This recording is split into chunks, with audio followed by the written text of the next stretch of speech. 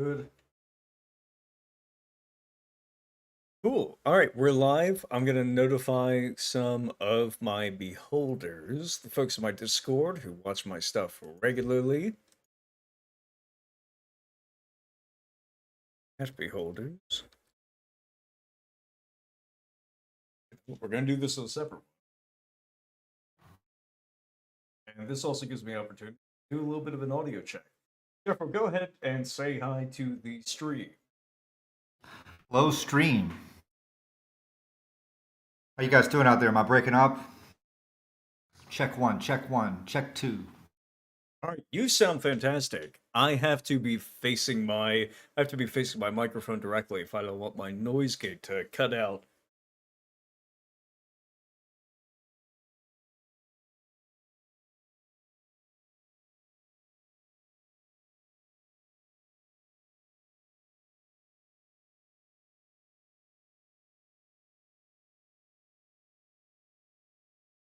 All right.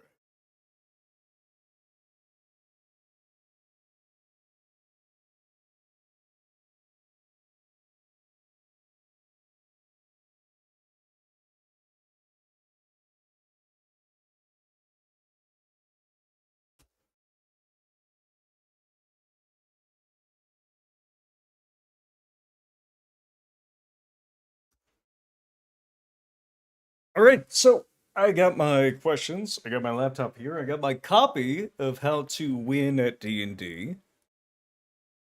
And I have my chat here. So, hello to everybody in the chat. Everybody who we have in here. Let me see. I see Mike. Durian. I'm happy to see Durian.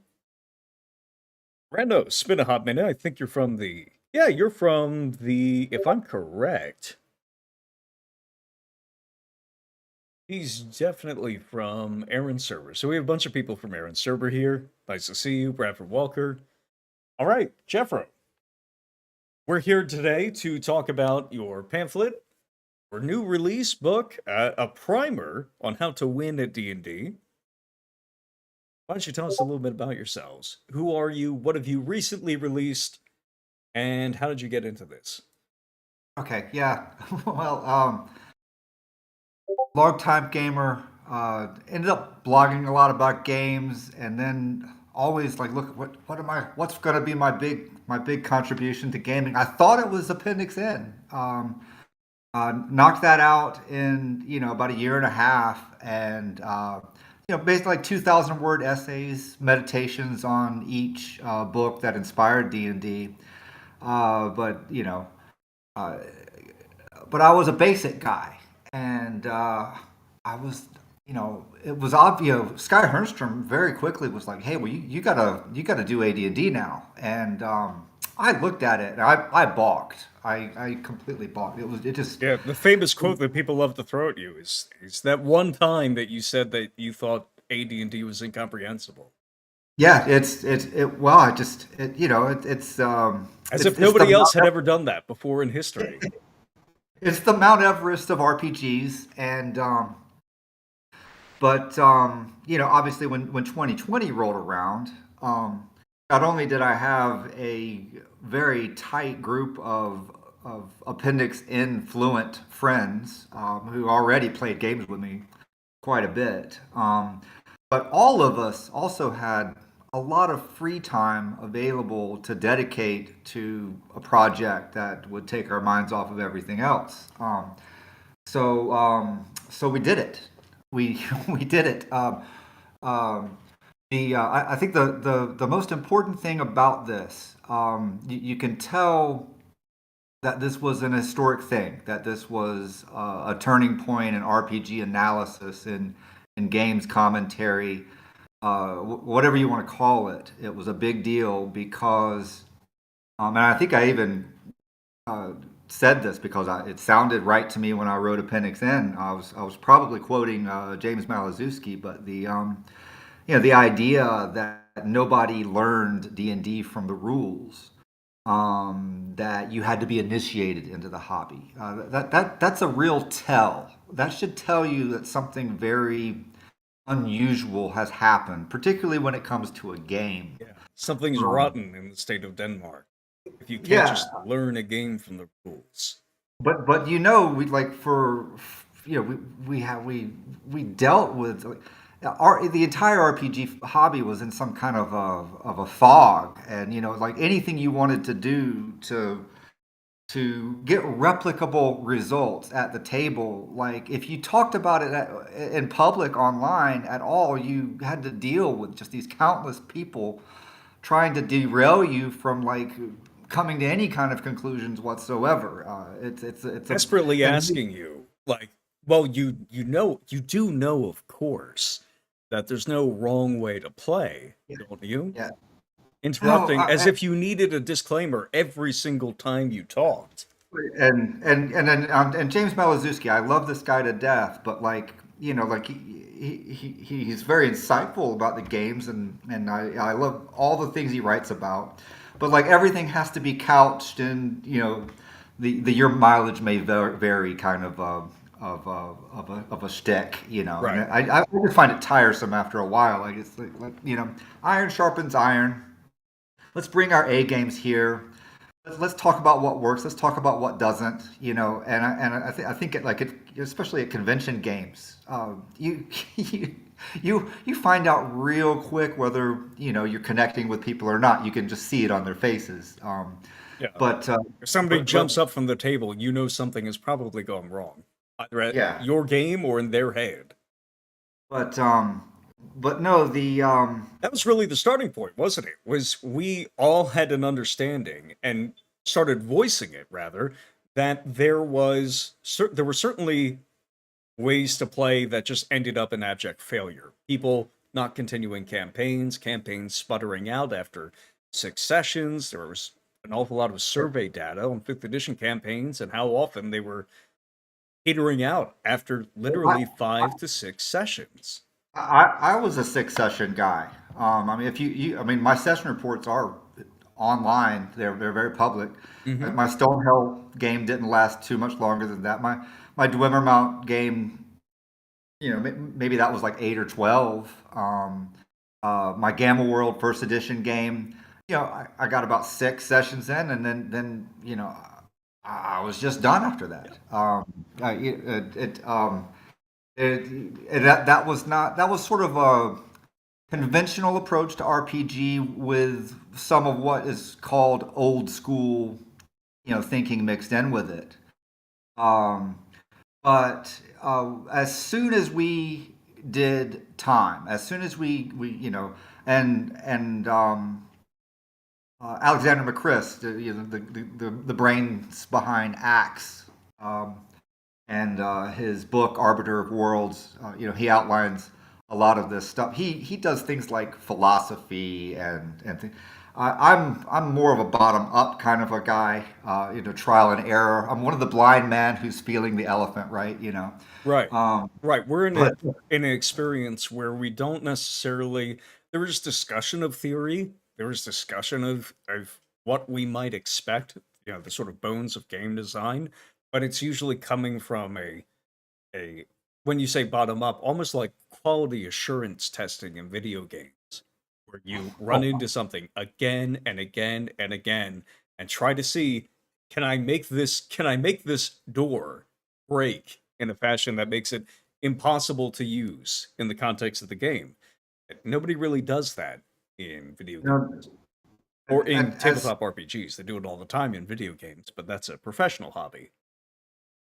now you've said something similar to me. Like I mean, to me when I started running AD&D with time, and you can see it on the session reports. It's about after about 3 or 4 sessions, I'm like, oh, I was doing time wrong, and then I start doing it. One real day equals one game day, and it's like jazz. Hmm. Role playing games they're an improvisational form. And if you've ever heard a novice jazz musician, um, they'll just play a lot of notes. They just keep playing a lot of notes, just constantly. Like stabbing at the music in a way that They they makes it clear they don't really understand. Even if they happen to get like three or four, they might get three or four in a row that sounds something like jazz. But right? it's like but if you're playing like summertime, and you're in the eight, in the there's like a statement that you'll make, but then you can just stop, and then you can wait a few beats. When the next four bars come up, you can like do something else with that idea that you did. Maybe the first one was sort of like a question, and then you kind of turn it into a statement with a Hmm. period. Um, and then when the B section comes around, you kind of wander off another direction. But the negative space is really what makes you musically expressive. And and so when we added time to the game, suddenly we had all of this negative space in our game, and the game itself could breathe. And then furthermore, we had another thing. We had the ground was set so that instead of the session be the only place where everything happened, There's suddenly a we lot of started downtime that needed to be filled up. and yeah, we had rangers who were like, well, I was scouting out the area around the camp. What did I find? And it forces you, and then you start to have to it puts pressure. Like when you have the single spotlighted party, you can fake a whole lot of stuff, Hmm. ad infinitum. But when you have all these people operating independently, suddenly you have to have a consistent vision for the world outside of the spotlight. Yeah. Your And castle at Disneyland can't just be like paper mache or something like that. It has to be yeah, an actual castle. So eh, this is the first one of the first questions on my list here is defining real D&D. Because you brought up the jazz example. I think it's pretty apt for the requirement of negative space to let something breathe and make it clear that you're engaging with the medium with some degree of intention, some degree of purpose. Sometimes you don't always know where the what the conclusion of that intention or the conclusion of that purpose is, but you have expanded your range of possibilities, I would say, right, to right, allow for like a real existing world to be there. So why don't you tell me what real D&D is? right. Okay. Now, now so we started playing AD&D by the rules, and we started playing and it's not the secret parts of the rules either. It's the all caps parts, okay, that Mhm. we started looking at, um, and say, okay, well, what happens when you do that? And we immediately saw a difference between that and conventional play, and then we were so obsessed with it, we kept tinkering with it until like we started doing like just crazy stuff in 2021 and then 2020 on into 2022 Mhm. and now for a long time I thought I was like this works so well, this can't be something that we made up. This works so well. It's like the Pythagorean theorem, right? It's like this works so well and it's so consistent. There's no way that we invented what we're doing right now. It's too fun. We're too addicted to it. We can't stop playing. And it clearly works way better than anything we ever tried before with RPGs. And then there was the other factor of people that argued with me all the time. Yeah, I Always, again trying to keep you from ever making no, any kind of declarative statements about what the no, no, game no, no, was. dear friends. We're talking dear friends arguing with me when they're playing and I make them do the stuff that Gygax said to do. They're complaining constantly, but then when they go run their campaigns, what do? They keep doing it the way that Gygax told me to do it and the way I made them do it. Um, so like So getting back it to was a defining real D&D, for yes. like pitching it to somebody, what do we say Yeah, like well, what is a grand campaign? What is real D&D? What is the yes. stuff? What I want to be absolutely clear about this is I didn't want to give an answer to that for a long time because I didn't know what we had. I didn't know what we were dealing with. Mhm. And there's the honest question of did we invent something really awesome? that people are going to be doing for years. They're going to be playing games the way we did it, with these month-long Bronstein type things and stuff like that. Did we, or is this the way that D&D was intended to be played? How much of this is in the rules? When we get to the question of real D&D, I want this is not a matter of like clever memes thrown up on Twitter, and it's not not a matter of snappy put downs. Right. and There was a and, lot and of time and thought and consternation and playtesting put into this answer. yeah. I don't, I did not want to be flippant about this. And I'm also talking about the work of several people. Yeah. I'm wondering far afield. I know you're trying to bring me to the topic, but like It's okay. I can let you circle around the lasso for a little bit. okay, I'm going to come home, but I want to, we got people that are borrowing from my work without citing me. So let me Yeah. cite some of the Super Geek people. Mike and Questing Beast and Oh, but the Mephrodis was an invaluable resource as we dug through this. He knew when I said, hey, time is important, he could immediately pick out 3 or 4 RPGs from the 70s that also had time rules. So I knew that very early on because of him, and a lot of other people didn't know that because right. they weren't friends with somebody that cool. RuneQuest and what was it? Tunnels and Trolls is another. Tunnels and Trolls was 1 to 5. I think RuneQuest was 1 to 7, right? And I yes, yeah. And so when I'd been playing AD&D for a year, and then there was this guy Moai from the Angry Stonehead from space on Twitter. He's a brilliant miniatures painter, and great. He went and started reading the player's handbook cover to cover, and he found that passage on page 7 where that it basically says that AD&D is a Bronstein, that was crazy because like we looked at that passage when he pointed it out, and we were like, holy crap, this is what we've been doing. Yeah. And we did, which was kind of a wild confirmation, to have the text in the player's book. You're doing something esoteric from the Dungeon Master's Guide, and then they're like right in the front of the player's handbook. Here's this thing that says, yeah, you're doing it. You're basically doing it.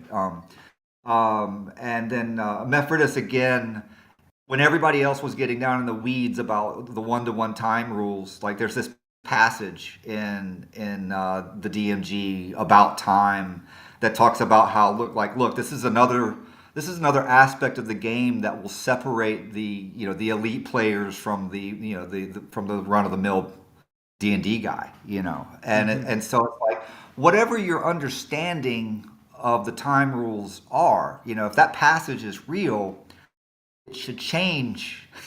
It should change something about the way of the game such that it separates the wheat from the chaff. Not just the actual players, but the campaigns themselves. Yeah. Yeah, I have the quote right in front of me. And of course, folks who watch the 1-to-1 time video will recognize this. It says, Gary says, you may ask why time is so important if it causes such difficulties with record keeping, dictates who can or cannot go adventuring during a game session, and disperses player characters to the 4 winds by its strictures. Well, as initially pointed out, it is a necessary penalty imposed upon characters for certain activities. Beyond that, it also gives players yet another interesting set of choices and consequences.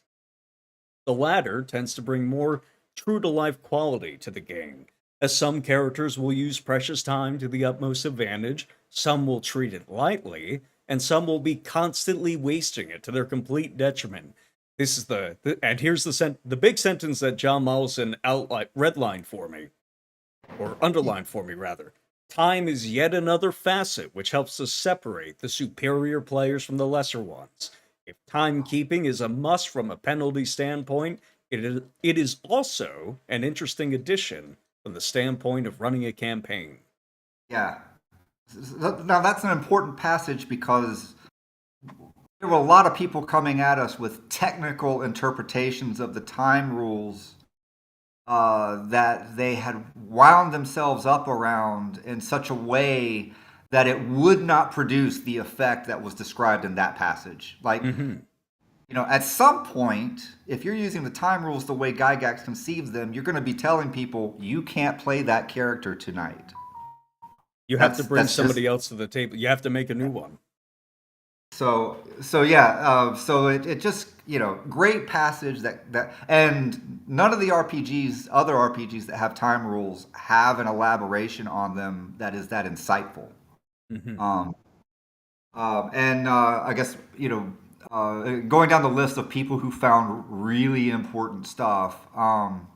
Uh, that question of is D&D a Bronstein, which I haven't defined the term yet. The term Bronstein basically means multiple independent actors within the same campaign. It means not a spotlight on a single party.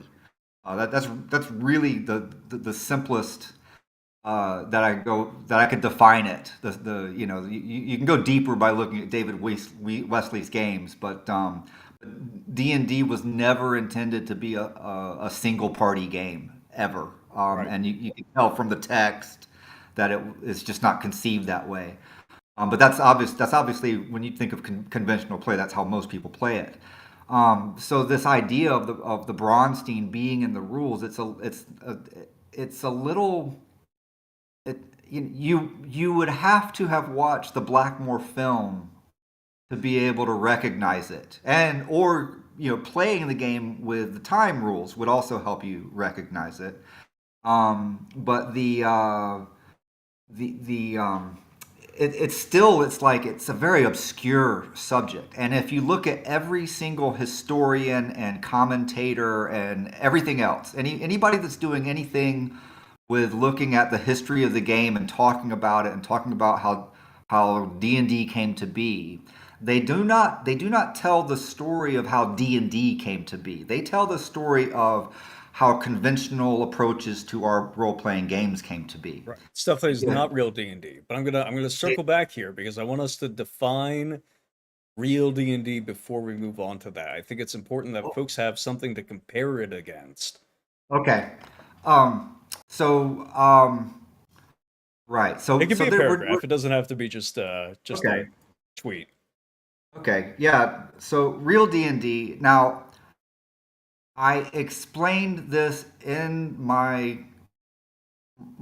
D&D Common Sense Thomas Paine pamphlet that I put together, and it's very, very carefully articulated to avoid all the usual traps and complaints and gotchas and everything else. And I explained it in the order that I did because I felt it was I felt it was going to be the most effective way to get the point across to largest number of people possible.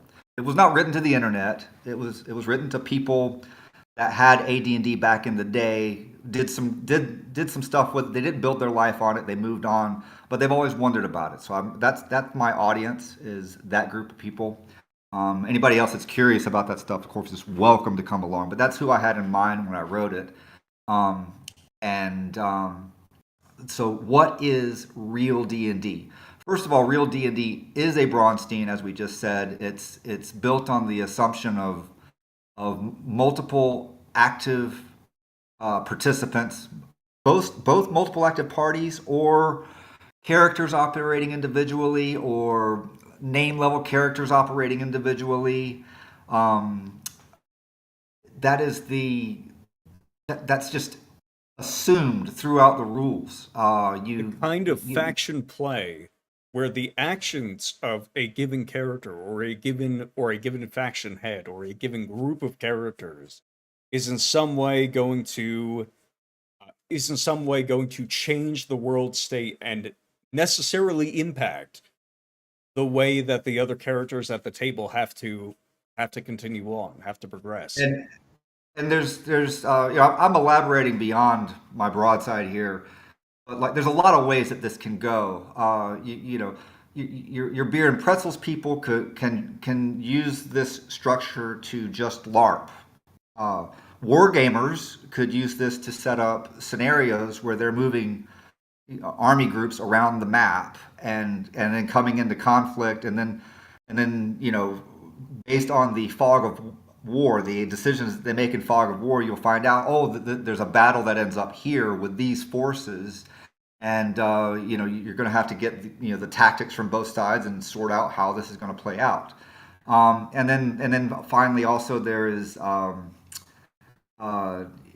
just standard role, what you think of as typical role playing game adventure stuff happening. Yeah, jumping Um, into dungeons, defeating big bad evil guys, right. more or less assassinations and And special I can forces tell you, missions. if this is from the preface. We could do a whole show just on the preface to the DMG. But like there is this. Oh yeah, here it is. Um, the Where is that? Oh, here it is. Okay, limitations, checks, balances, and all the rest are placed into the system in order to assure that what is based thereon will be a superior campaign, a campaign which offers the most interesting play possibilities to the greatest number of participants for the longest period of time possible. So just with the Bronstein uh, level of this argument, of this case, we have just brought to the table a very wide variety of people. We brought Hmm. wargamers, we brought LARPers, people who go onto Twitter and put things in character, or people who played in Dave Arneson's Napoleonics campaign, where it was the entire world in real time, and people wrote letters in character, as from this monarch to that monarch. That kind of stuff is really fun. You don't need any rules to do that. But when people do this, it just takes off. But yeah, you can Absolutely. combine conventional role playing with all this other stuff, and you know It makes it better. all of it Because all of it makes every other part of it better. yeah, the people who are I mentioned this analogy sometime during it was one of our last two live streams, not the I think it was the one before my last, um, or the one prior. That if I was looking at a game like Halo, Halo has campaign play, it play has a story, right? And then it also has multiplayer. And somewhat coincidentally, or maybe naturally, just by the basis of what makes a good first person shooter, it happened to be, or just so happened that the mechanics of Halo were naturally cinematic, such that if you gave the player access to a free floating camera with which they could go over their campaign matches or their story missions, their story play, and their multiplayer matches, that it would look fantastic more often than not. And something I tried to express to people was the campaign and the mechanics of Halo sort of naturally produce the people who like the theater mode of Halo. But the theater mode of it, just because, and of course, the theater mode of Halo cannot then go back and produce the mechanics of Halo, right? I, They're I have no observing. idea what you're talking about, James. No, no, it's fine. I'm going to bring it together in just a second. The point being that people who appreciated the cinematic quality of a specific game, something that made them feel like there was a cool narrative being played out, were not able to produce or would not be able to produce if their lives depended on it. The mechanics of the game that gave them that sense. And this isn't really a condemnation on the theater people. I swing this back to D&D.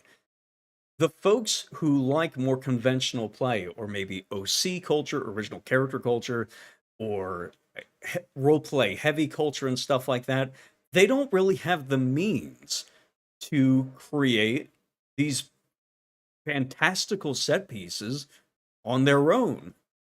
But they recognize that it's possible because they played a game which sort of naturally produces them. And what we found in real D&D is the game that produces, as you said, as Gary said, the most fun for the greatest number of people, and specifically the most variety of play styles. Somebody who's playing in a game which has access to a bunch of different lords and ladies moving armies around the map, or even special assassination missions or dungeons or whatever have you. If somebody's more role play heavy, the context in which there's a giant war going on in the background is ideal for that role play heavy person. Maybe they could convince a king to move the troops elsewhere or to stop fighting or something like that. Dragonlance was terrible, but Dragonlance wouldn't exist if that wasn't a natural desire, obvious, good desire to have a bunch of factions fighting off in the background. Of course, the Dragonlance modules thought that you had to keep people to a specific set path because they had already lost real D&D by that point. They had already lost Brownstein. They Right. thought that you had to keep people to a specific set path, or else you weren't going to have opportunities for the players to talk to. Maybe the players would talk to the wrong faction, right? We can't No, let them no, do that. no. Yeah, I'm glad you brought that up because it's clear. It's clear to me, like when anybody starts talking about this stuff, the terminology that they have to describe D&D as it was intended to be played by the people who made it back in the 70s, they always reach for video game terms. Like the guys like Questing Beast and Super Geek Mike and uh, Matt Colville. Those Yeah. guys when they bring this stuff up, they're like, "Hey, D&D is a massively multiplayer online RPG," and it's like, bruh, what? The fact that they have to do that, the fact that they, is because RPGs lost. They entered a dark age almost immediately. Mm-hmm.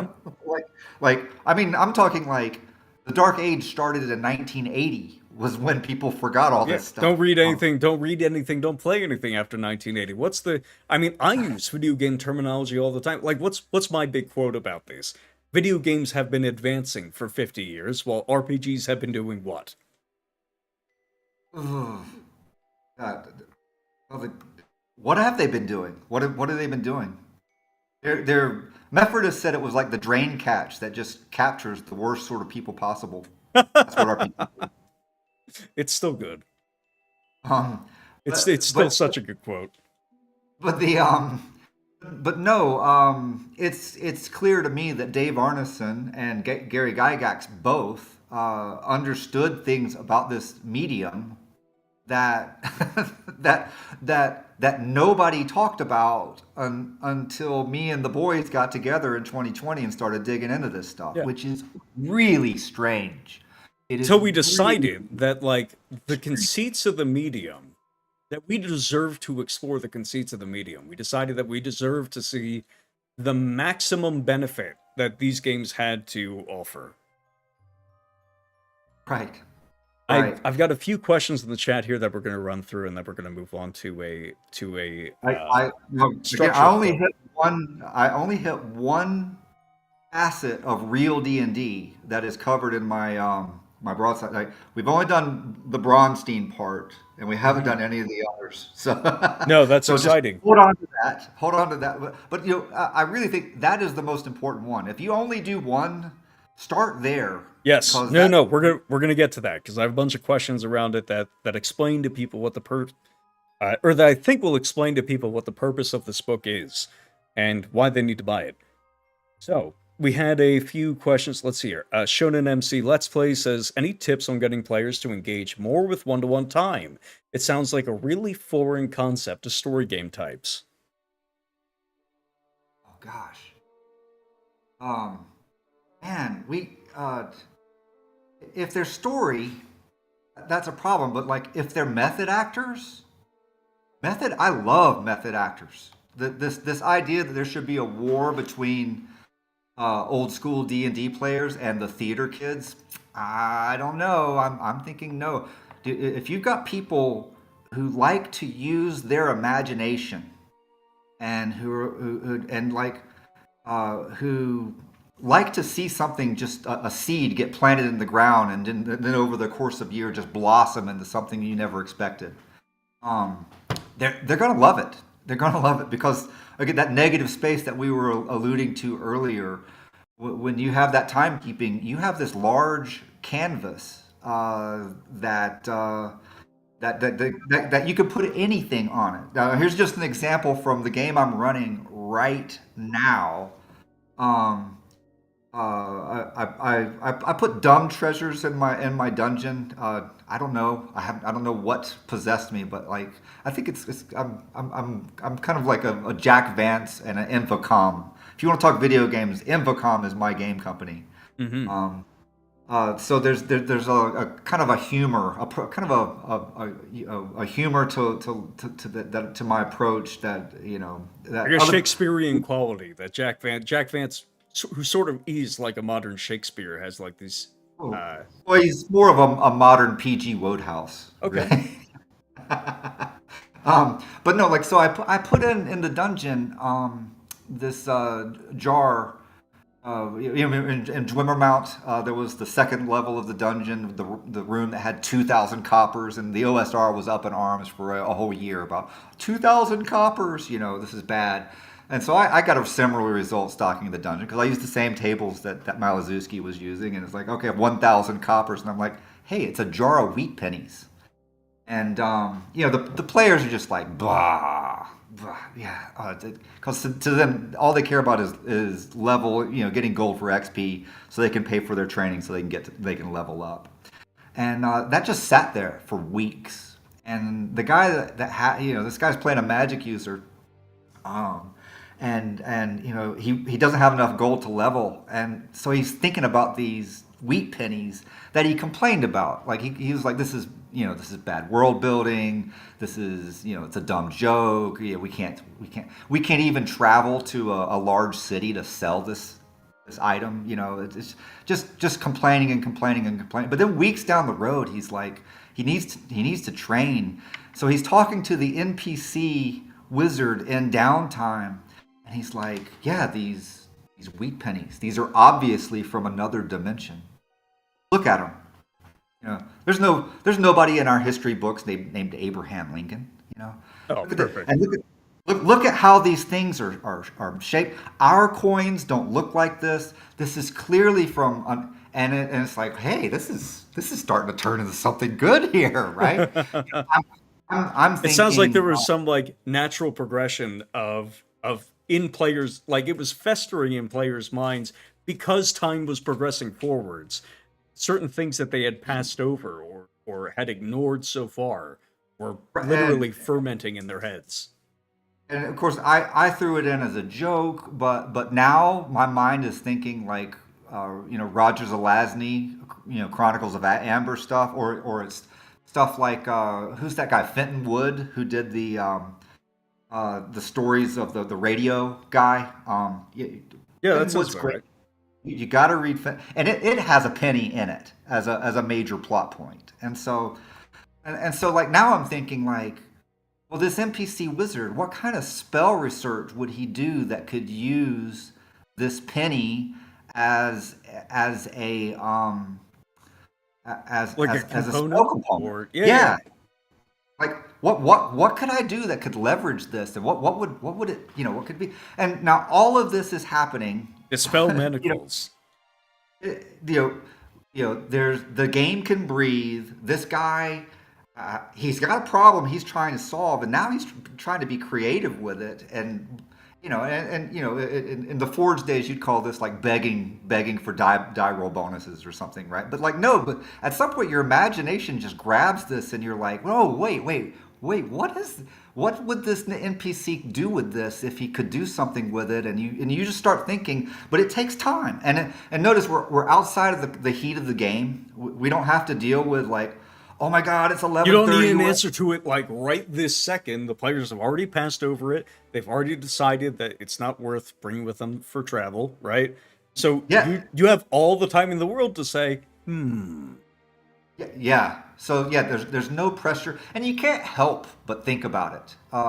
You're now. I'm well, going yeah, to because add this. anything that the players pass over is like that's a little bit of content that even if it is a seed, our natural inclination is to think of anything that we put in front of the players as being like wasted space if they don't interact with it.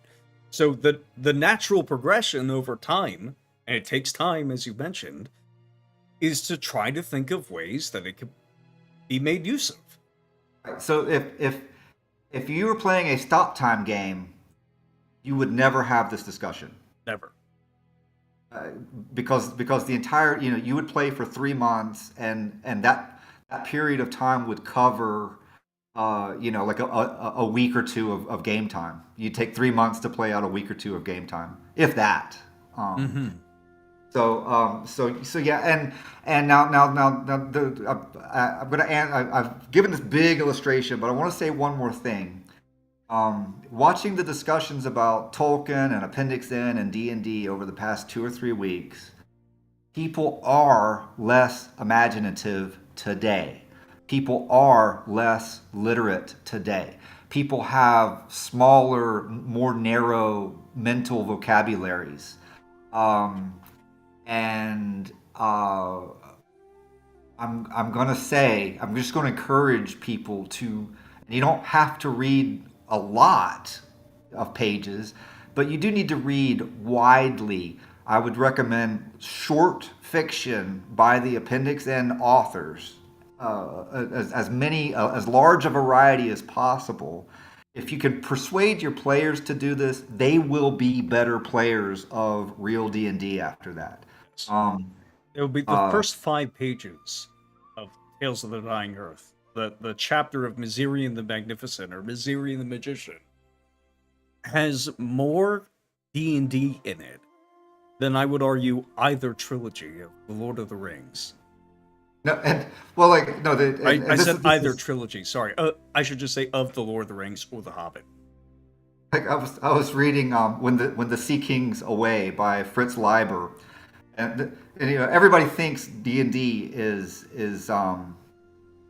epic fantasy, right? But it's not. Right. When you get your people together and you give them total autonomy, they will always do stupid stuff. And it doesn't matter how unfantastic it is or how ridiculous it is. If it's their idea, they will care about it. And they actually don't want to have to jump through hoops to save the world. They really don't. They'd rather just do whatever takes their interest. Monster of the Um, Week, find some ingredient. My players are. I mean, you've seen the last live stream we did. You've seen my campaign map. You've seen the circumstances involving it. The players didn't do anything with the background plot. If so as the you might Fritz Leiber use. story with Foster the Great Mouser. It's when the Sea King's away, and the Great Mouser wakes up, and his friend has gone down a hole in the ocean that leads to a chamber, and he's super excited. And like when he calls up from the bottom of this hole in the ocean, like there's like ridges of water that come up. This looks really precarious. And the Great Mouser's like, I don't want to go down there. I don't want to go down there. This is that guy in your adventure party who charges ahead when the rest of the party is like, "Whoa, we need to decide what to do here." This guy's already charged into the next room, and he's going to bring death on the whole party, right? That's Yeah. totally the That's Spofford's the idea. character. Somebody runs into the somebody beats down the next door while everybody is still, recovering from the last fight. So the Gray Mouser's like calling down to him, and the guy's like, "Oh man, there's a whole world down here. There's treasure down here. It's great." And like and like the Gray Mouser doesn't want to go. He doesn't want to go on this adventure. He doesn't want to die. But finally, he's like, "Are there women down there?" And that's the level of motivation that D&D thrives on. I mean, like it totally does. Absolutely. And it's not Frodo and Gandalf and Glorfindel and Elrond having long talks at Rivendell. Players, that's not players. They, D&D is going to be a least common denominator kind of a group. If it's beer and pretzels, if it's the guys on Thursday night, they're Yeah, it's just not going to be even remotely similar. which means that the random harlot table in the DMG I was so hoping that you were going to pick that up. is clearly appropriate to the genre. It's appropriate to the medium, and it's appropriate to everything about fantasy and gaming as it was when the game was conceived. Mm-hmm. So there's my answer to how to get people to engage more with the time. Jeez. All right, we went way too long on that one, but it was a good answer. I think it was a very good answer. I think it was I should write this stuff down. Yes. Okay. So talking about that, let's discuss. You have a new book out. It's called "How to Win at D&D," such as the title of the stream. Why did you release a pamphlet? Why did you release a? I keep calling it a pamphlet. I hope people understand that it's 7,000 words long. It's a very easy read. There's not a lot of technical language in there to make it like this is like maximally accessible to everyone.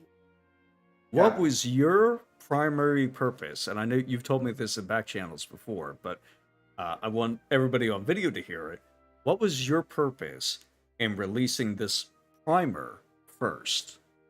Well, I went on to shows and talked about this, and of course, in real life, anyone who will listen to me, I've talked to, and I've seen that moment where their eyes glaze over, right? I mean, the more esoteric this gets, and it's very outlandish too. It's like, how could something that sounds so strange work?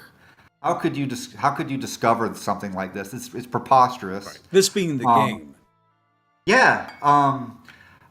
So obviously, what I wanted to do was, and a lot of people have taken a stab at this, but it was like, I wanted to get the most concise, the most persuasive, and the most comprehensive gloss on real D&D that I could possibly get. And the reason I released now is because, you've already seen guys on YouTube picking this up. There's a lot of guys trying to take little swipe. It's the number of people who have cribbed from your work at this point.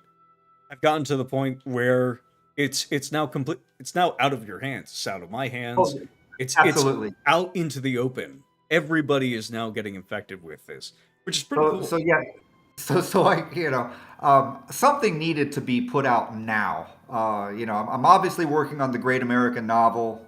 Something that will change the world. Something that will change the way you think about everything. But like, I needed this out now because the people are suddenly discovering this stuff and then writing their own little takes on it that are clearly coasting off of the Bro SR's efforts. But you can also see where they only go so far. They never give it a comprehensive treatment as to, for instance, how does this work in play? No, they don't know. Never discussed that. Yeah, they don't know. Super Geek Mike they never played with it. They just heard this. They'll come right out and say, "Man, I wonder what this would be like." And it's like, well, there's about 40 or 50 guys that can tell you quite a bit about that because they've been doing it for 3 years. Hey, you got 100,000 subscribers there. Maybe you want to. Surely you could put a game together. But no, I'm telling you, this is the biggest story in D&D in 40 years. It's literally like having the game again for the first time once you get it, once you read this. And I mean, think about the gift that represents. That Gygax had this awesome idea. It's been smothered in not D&D, from about 1980 on. And now somebody shows up and can unlock this and give it to you. This had to be published right now, because if I waited another day, somebody was going to do it first. Yes. And so no, now it's out. It's in physical form, and forever it's like, oh, no. Jeffro Johnson, with the help of his merry band, right? An Was able unambiguous history of this was sea change in able the genre. yes, he was able to connect the dots before anyone else. And you can't have just YouTube videos and blog posts and Twitter memes for that. Unfortunately, You not. no I so have one so friend from the Aaron the Pedantic Discord server who insists that you never discovered one-to-one time. It was B-dubs. well, Based off, because they don't have Twitter. So what they did is they did their own failed archaeological dig through the blog posts. And the earliest thing that they found was B-dubs campaign play I report. just got one question about that. Why does B-dubs call it Jeffro Gygaxian timekeeping if he made it up? I have that. You must have you must be puppeting him in some fashion. Oh, yeah. Well, yeah, I do have a rather large cult, as Kazimir Exactly. Urbanski can tell you. But no. Some people, it This. recently was launched across Reddit as it has a new name as the Beef Brigade. That must Oh, be yes, I'm all tragic. for. But no, these 7,500 words that are illustrated by the great Sky Hernstrom. Um, it's like, look, we've been fooling around for 3 years. We even went so far as to do Brovenloft. It's like, let's step back. Like, what do we know? Yes. Like, like Let's what stake do some territory here. Let's say, what do what do we know for sure? How sure are we about it? And then, based on what we know, what do you tell someone that hasn't been exposed to this yet? To yes, and give that them is the the best. purpose of this Uh, primer. we As you want them said to before, have the is best. this needs to be tossed out to all of your friends. Yeah, yeah. The reason it's small and hopefully not too expensive is you're gonna be playing a game like this in public, and someone's gonna bring a friend, and they're gonna be like this other guy. Like, how do I get people to engage with one to one? It's like you're gonna be like they're gonna have so many questions. Like, I've never heard of this. Not even Gygax played this way. What are you talking about? So we know all of the questions that you're going to be faced with as people come in to join into what you're trying to do, and The you don't onboarding need. process, I can say this from experience with running this current game, is that the onboarding process, even just using common terminology like West Marches, is extremely time consuming because there is No. You don't have time to do the 3 years of figuring this out and explaining it to people, and then being attacked, and then dealing with the common misconceptions, and it's like, no, we're just shut all that down. You're gonna be like, hey, read this, and if the light bulb goes off, man, maybe that's like the next best player in your campaign right there. I hope Mhm. I hope it is. This is a kind Um, of social rule book. yeah. And it's also setting the terms. I don't use video game terms. I don't use the term sandbox, and I don't use the term West Marches, and I don't use any of the common terms that people do. I'm going back to the roots of the game, to the text of the rules, to things that Dave Arneson did with his group, and things that Gary Gygax has written down in all caps. And I'm framing up what is D&D if you look at it from that perspective. And I expect the rest of the world to follow us. They already have. When people talk about these topics already, they use phrases that we've coined and terms that we've coined, because we created the language for discussing this, and they haven't created anything, and they've got no Yeah. choice but to use our terminology. One-to-one So time, the always yes, on campaign. That was what tipped us off, by the way, to the fact that, when Super Geek Mike came out with his video, I think it was something like 6 months or more after Questing Beast had released his, right? So there was a little bit of, we already knew that Questing Beast had cribbed it from you, and Aaron and I had a whole stream on that. But there was a little, once it gets past one person, there's a little bit of curiosity as to like, well, maybe this person only heard it from the first guy who stole it. But then Super Geek Mike used the term always on campaign. And the hmm, only place you will find that is on the blog. Very specific author who's been experimenting with one-to-one time for about 3 years now. oops, Clued us in. yeah, At this point, yeah, at this point now, like, Matt Colville did not steal it from you. Matt Colville only heard it from Questing Beast and Super Geek Mike because it's out in the open now. But because it's out in the open now, anybody who searches it up is either going to find the Questing Beast video, which doesn't explain a whole hell of a lot, and certainly explains nothing of campaign play, the Super Geek Mike video, ditto for all of my criticisms. These guys never even tried it. They just said, oh, hey, here's a cool gimmick house rule that you guys could try out, see? Or they're going to find your blog. And now, yeah. your book. I like Matt Colville. I appreciate what he did. To have a module, a basic D&D module, well, expert D&D to be specific, the Castle Amber, um, and to be like, holy cow, this is the most amazing thing. They had to put a rule in this module because they knew that the game kept going when the players were out of session, right? When the session ended, the game kept going. So they had to like actually put a rule in there uh, In this, the to the scenario party. accounted for the fact that the rule was in place. The fact that time would progress between sessions.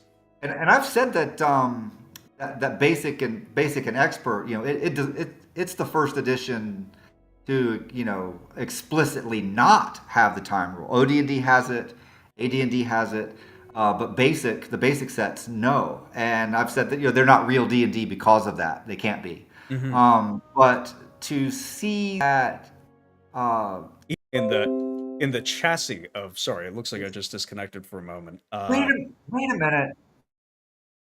If Matt Colville is right to be astonished by this and right to be excited about this, which I think he is, then you can't say that nobody back then played this rule, because even Tom Moldvay assumed it had some impact on the way the campaign was framed and run. Uh-huh. That's a curious. Okay, so we're gonna get to some questions now. And Yes. I'm gonna have one related to that exact statement there. We have a few Excellent. from my buddy Doof in the Aaron the Pedantic Discord server. His first one was, how do you guys adapt distances and content density with Jeffro Gygaxian timekeeping in mind? He used a slightly different phrase, but I'm going to use that one.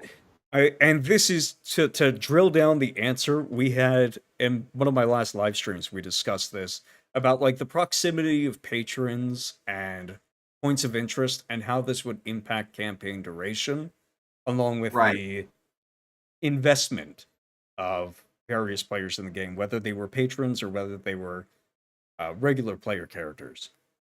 Right. Right. If you want to LARP, put several patrons in the same city. That's pretty easy. If you want to have a war game and you can budget, I know how much time I have in a year to put on the games. And if I do more than one session a week, I'm just gonna get sick of playing. I'm gonna need a break. Just go camping or something and not think about it. But no, if you're setting up a war game tier of play where people are explicitly moving armies and wizards around, to have set piece battles. You want set piece battles like what you would see on the Joy of Wargaming, how he's done campaigns like that.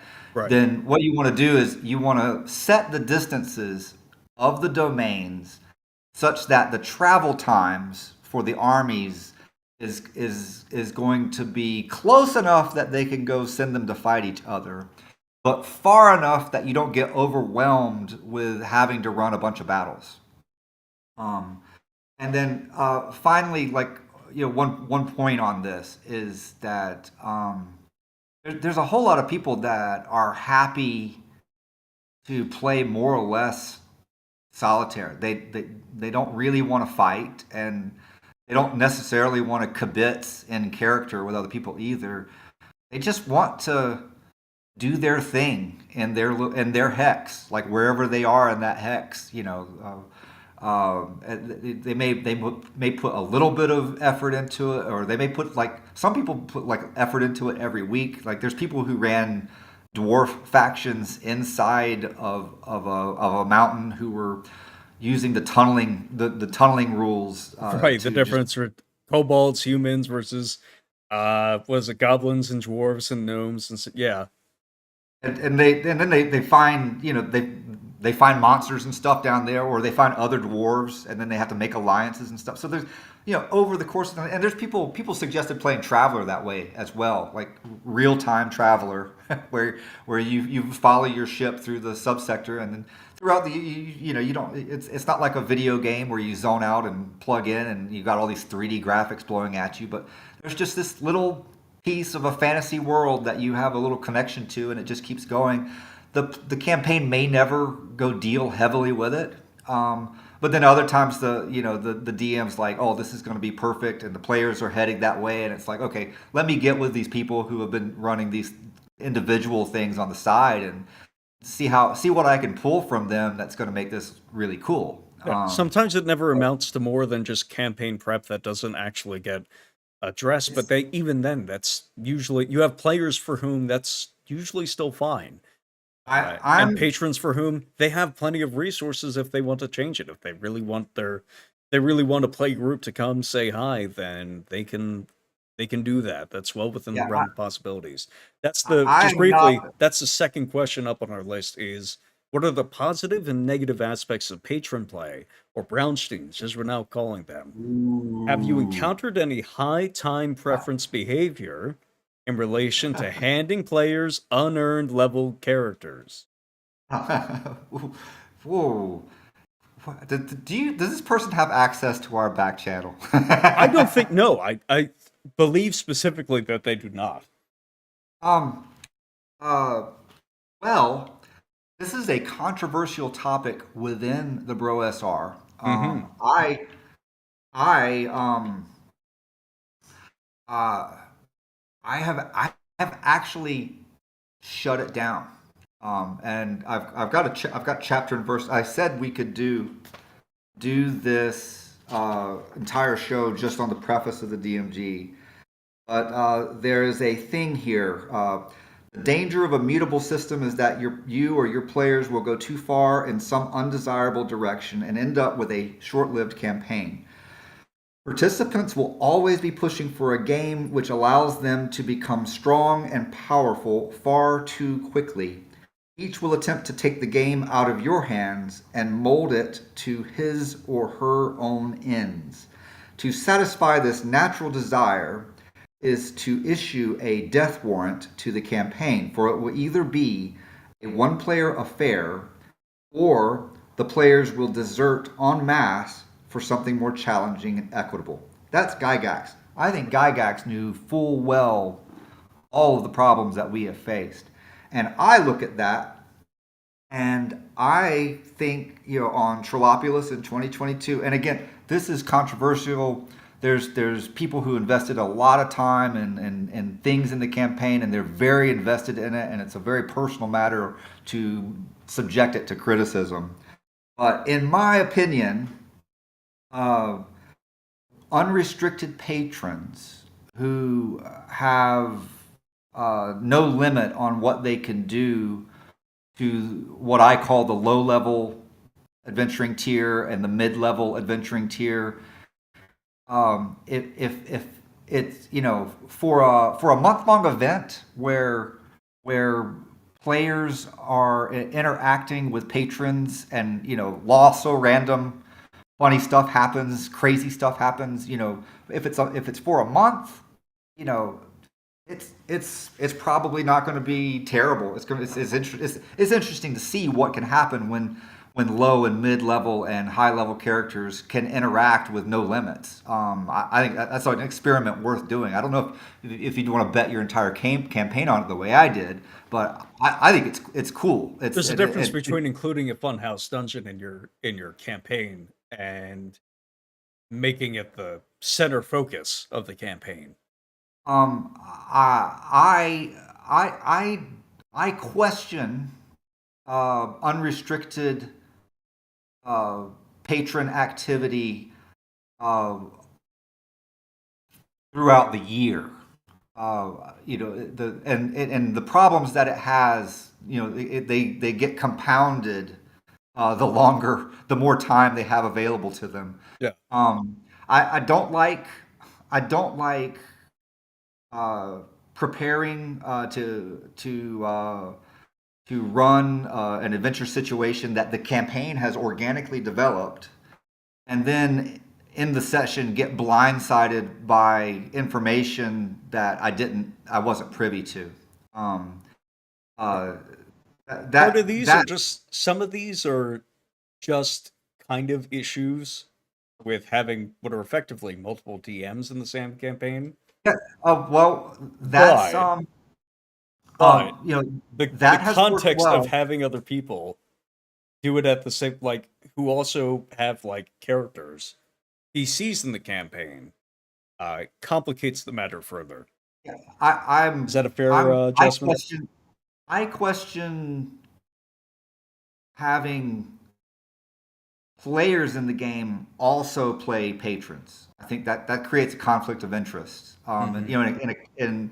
in accountancy, there's that principle of separation of concerns. If you see a small company where everybody wears a lot of hats, there's a very, very large chance of fraud happening because there's no separation of concerns. There's no checks or No balances. oversight. Um, and so yeah. So these are just random. These are just a few things that come up. Uh, B-dubs is completely unflappable. He doesn't see any of the problems with any of this. He hasn't And experienced them, to my knowledge. if something starts to go out of whack, he's got a lot of wisdom. He's very persuasive, and he knows he's got people skills that I don't have. He mentioned an example in his game of somebody who made a backup character that was an assassin, and he had a bone to pick with this other player in the campaign. He's like, "Well, I'm just going to use this character to go assassinate him." And in fact, I'm just going to keep doing that. Every time my assassin dies, I'm going to come up with another assassin character, roll up another one, and go do it again until that person dies. Until maybe you roll a 98 or a 99 on your. It's so finally, and Dubs, if I was handling this, I would blow up one day and be typing in all caps on the back You would ban channels, the and assassin class. I'd write a blog post about it. I'd go onto a YouTube show. I would go the full Hitler on that. But like Dubs is just like, oh, I just talked to him, and he's like, you know what, that's a dumb idea. I don't know how, Dubs has got it. So yeah, it's going to be the problems you have are going to be uh, derive from your players, the quality of the players, the quality of your DMing. But summing it up, I I know for a fact that people just want to play D&D, and I know what D&D is, and I know when over time we've drifted away from what I think the game describes, and it's hard to see as a player. It's hard to see if things have gone off the rails because you trust everybody. Like if something happens in a Bro SR game, you're like, oh well, some patron must have decided to do that. That was strange to me, or some player must have done this in their downtime. And but I'm sure the referees and the patrons are all talking together, and it's all getting sorted out. And you go with it. And so, so for months you go on, and you're like, well, I don't know if this just doesn't feel right. As a player, at some point that trust just gets pushed too far. The thing that got to me last year was like, we had a belief that like we had one patron that was dominant in the campaign and that did a lot to make the campaign work. Okay, so some of the best sessions were built off of things that he contributed to the game. Mm-hmm. But there was kind of, he was so good and he was so dominant that there really was no reason for other patrons to try to enter the game. And so It wasn't until as a God, player, man, I'm really sorry that I was couch surfing for 2022. The as moment a, I as got a back to it, I player, told Brian, I was like, all right, give me my Tharks. I'm back. yeah, as a player, I'd be like, okay, it's just that this isn't a Bronstein. A Bronstein can't have one patron. That doesn't that tier. The tiers need, and that one patron, he can't have an interest in everything that happens every Literally session. every single new level 1 Um, party. Yeah. right? It's like someone at that level, he deserves like a dedicated ref making up stuff for his level, or he needs to have like 6 really big domains that are putting pressure on him. He should be too busy to bother with level 1 guys. Yeah. But the answer I got was like, oh well, if somebody doesn't like this one patron being the dominant player, they can go play the patron game in an always on campaign that is on year round, and they can build up their domain and they can go fix that. And I was like, nobody, I don't want to do that. I know I don't want to do that, and I know that people I've run used as patrons for stuff I've done that have made it good. They're not available year round. They're not gonna, you know, you get too much before that, like 1 month, of every single day doing something, and at some point we're all done and we need to go do something else. Right. Well, that was the So, purpose of so generating an alternative campaign was, all right, we're going back to basics here. yes, well, no, I did that because I didn't think they could hack real D&D. I was like, this this is the challenge level has dropped, quietly and steadily month to month. That I'm like, I don't think guys can survive the Vietnam style dungeon that the first level players have to go through. I don't think you can do it. Right. And there's one rule that really helps with this, that I want to bring out, we're discovering things all the time, but I did not like first level players that join a mid level party and then immediately make 1 or 2 levels after just one session. Hmm. And it's very consistent, and that is wrong. Like they can easily drop in and coast up, and it's a real problem. I think the player's book has a suggestion that you do your treasure shares by levels.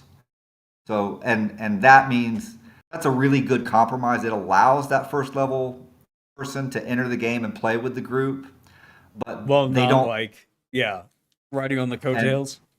Unless they do but something maybe that like is obviously deserving of maybe a bigger share, um, like killing all the mid-level players.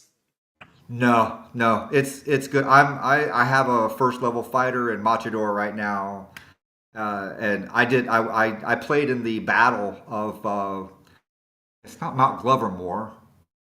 What is the Mel Gibson mountain called?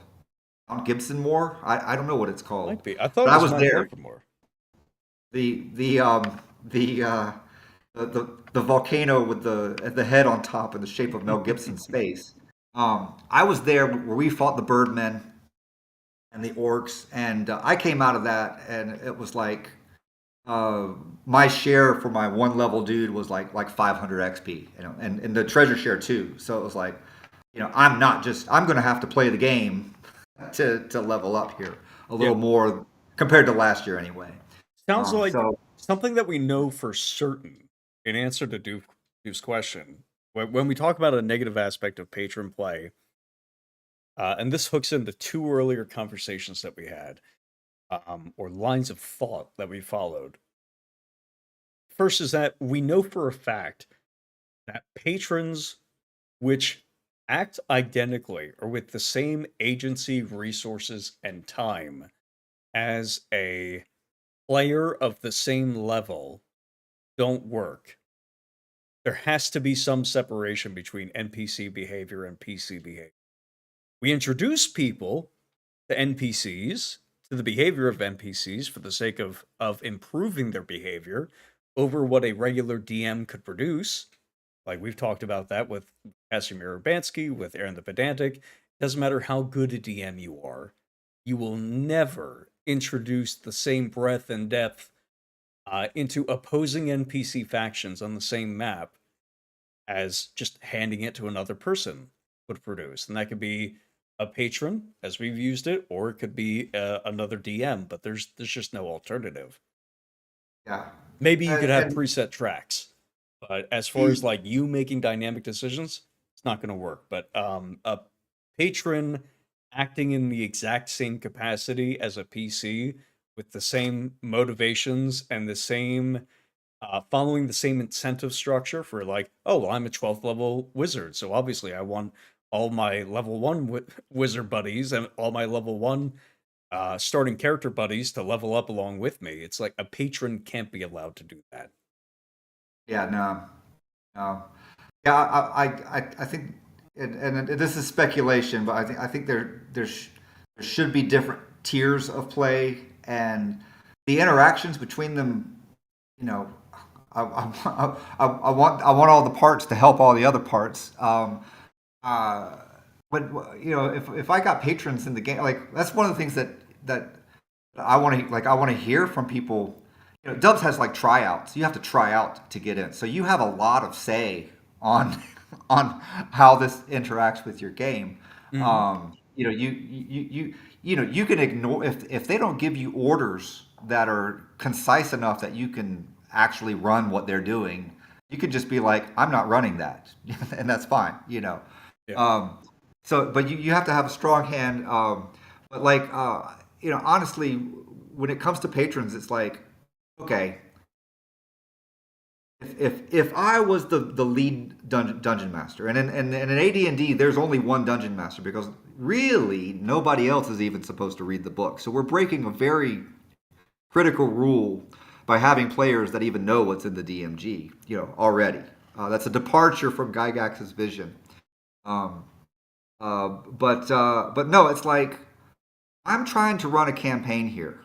You know, I, I want you to be able, as a, if I was going to delegate an NPC to somebody, uh, as the referee, I want to know that you care more about my campaign than you care about whatever you've decided winning is. Hmm. Um, and that's kind of a real subtle point.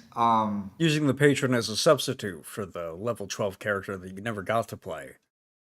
Yeah, It's obvious why that could be toxic in a I, game where having level 12 players is desirable.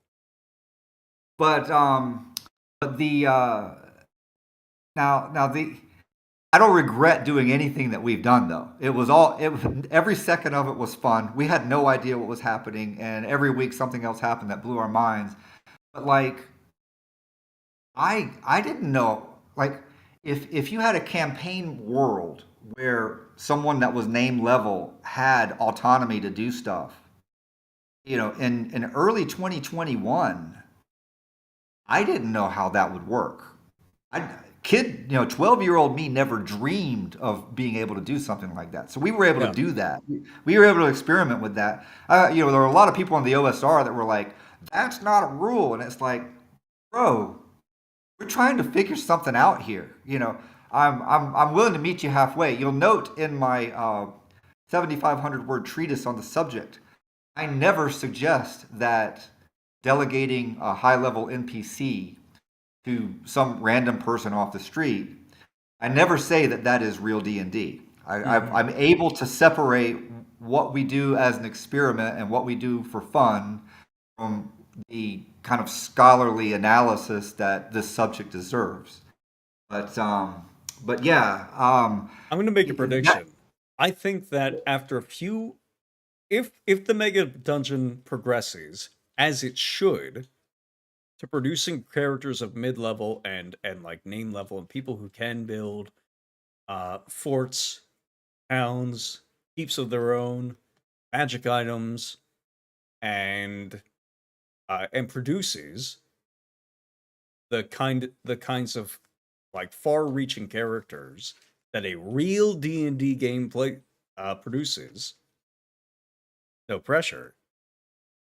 I think that patrons are going to warm themselves to your heart once again if players can prove to you that they can play at this level, right? That they yeah, can produce resources naturally, like a town. Or if a player goes out and creates a town or a keep, it's probably expected that first level characters from other groups are going to be able to rest there safely. yeah, Did those first level characters earn it? No. But producing a keep at which first level characters can rest safely is part of the game and part of the job in a Brownstein of higher level characters. Um, but something was, I think, when we look at something that was lost in maybe the 2022 game, and this has had a huge influence on sort of my, like we went over in the previous live stream, my seasonal structure, the grand campaigns to Bronsteins, where like the map is updated every season.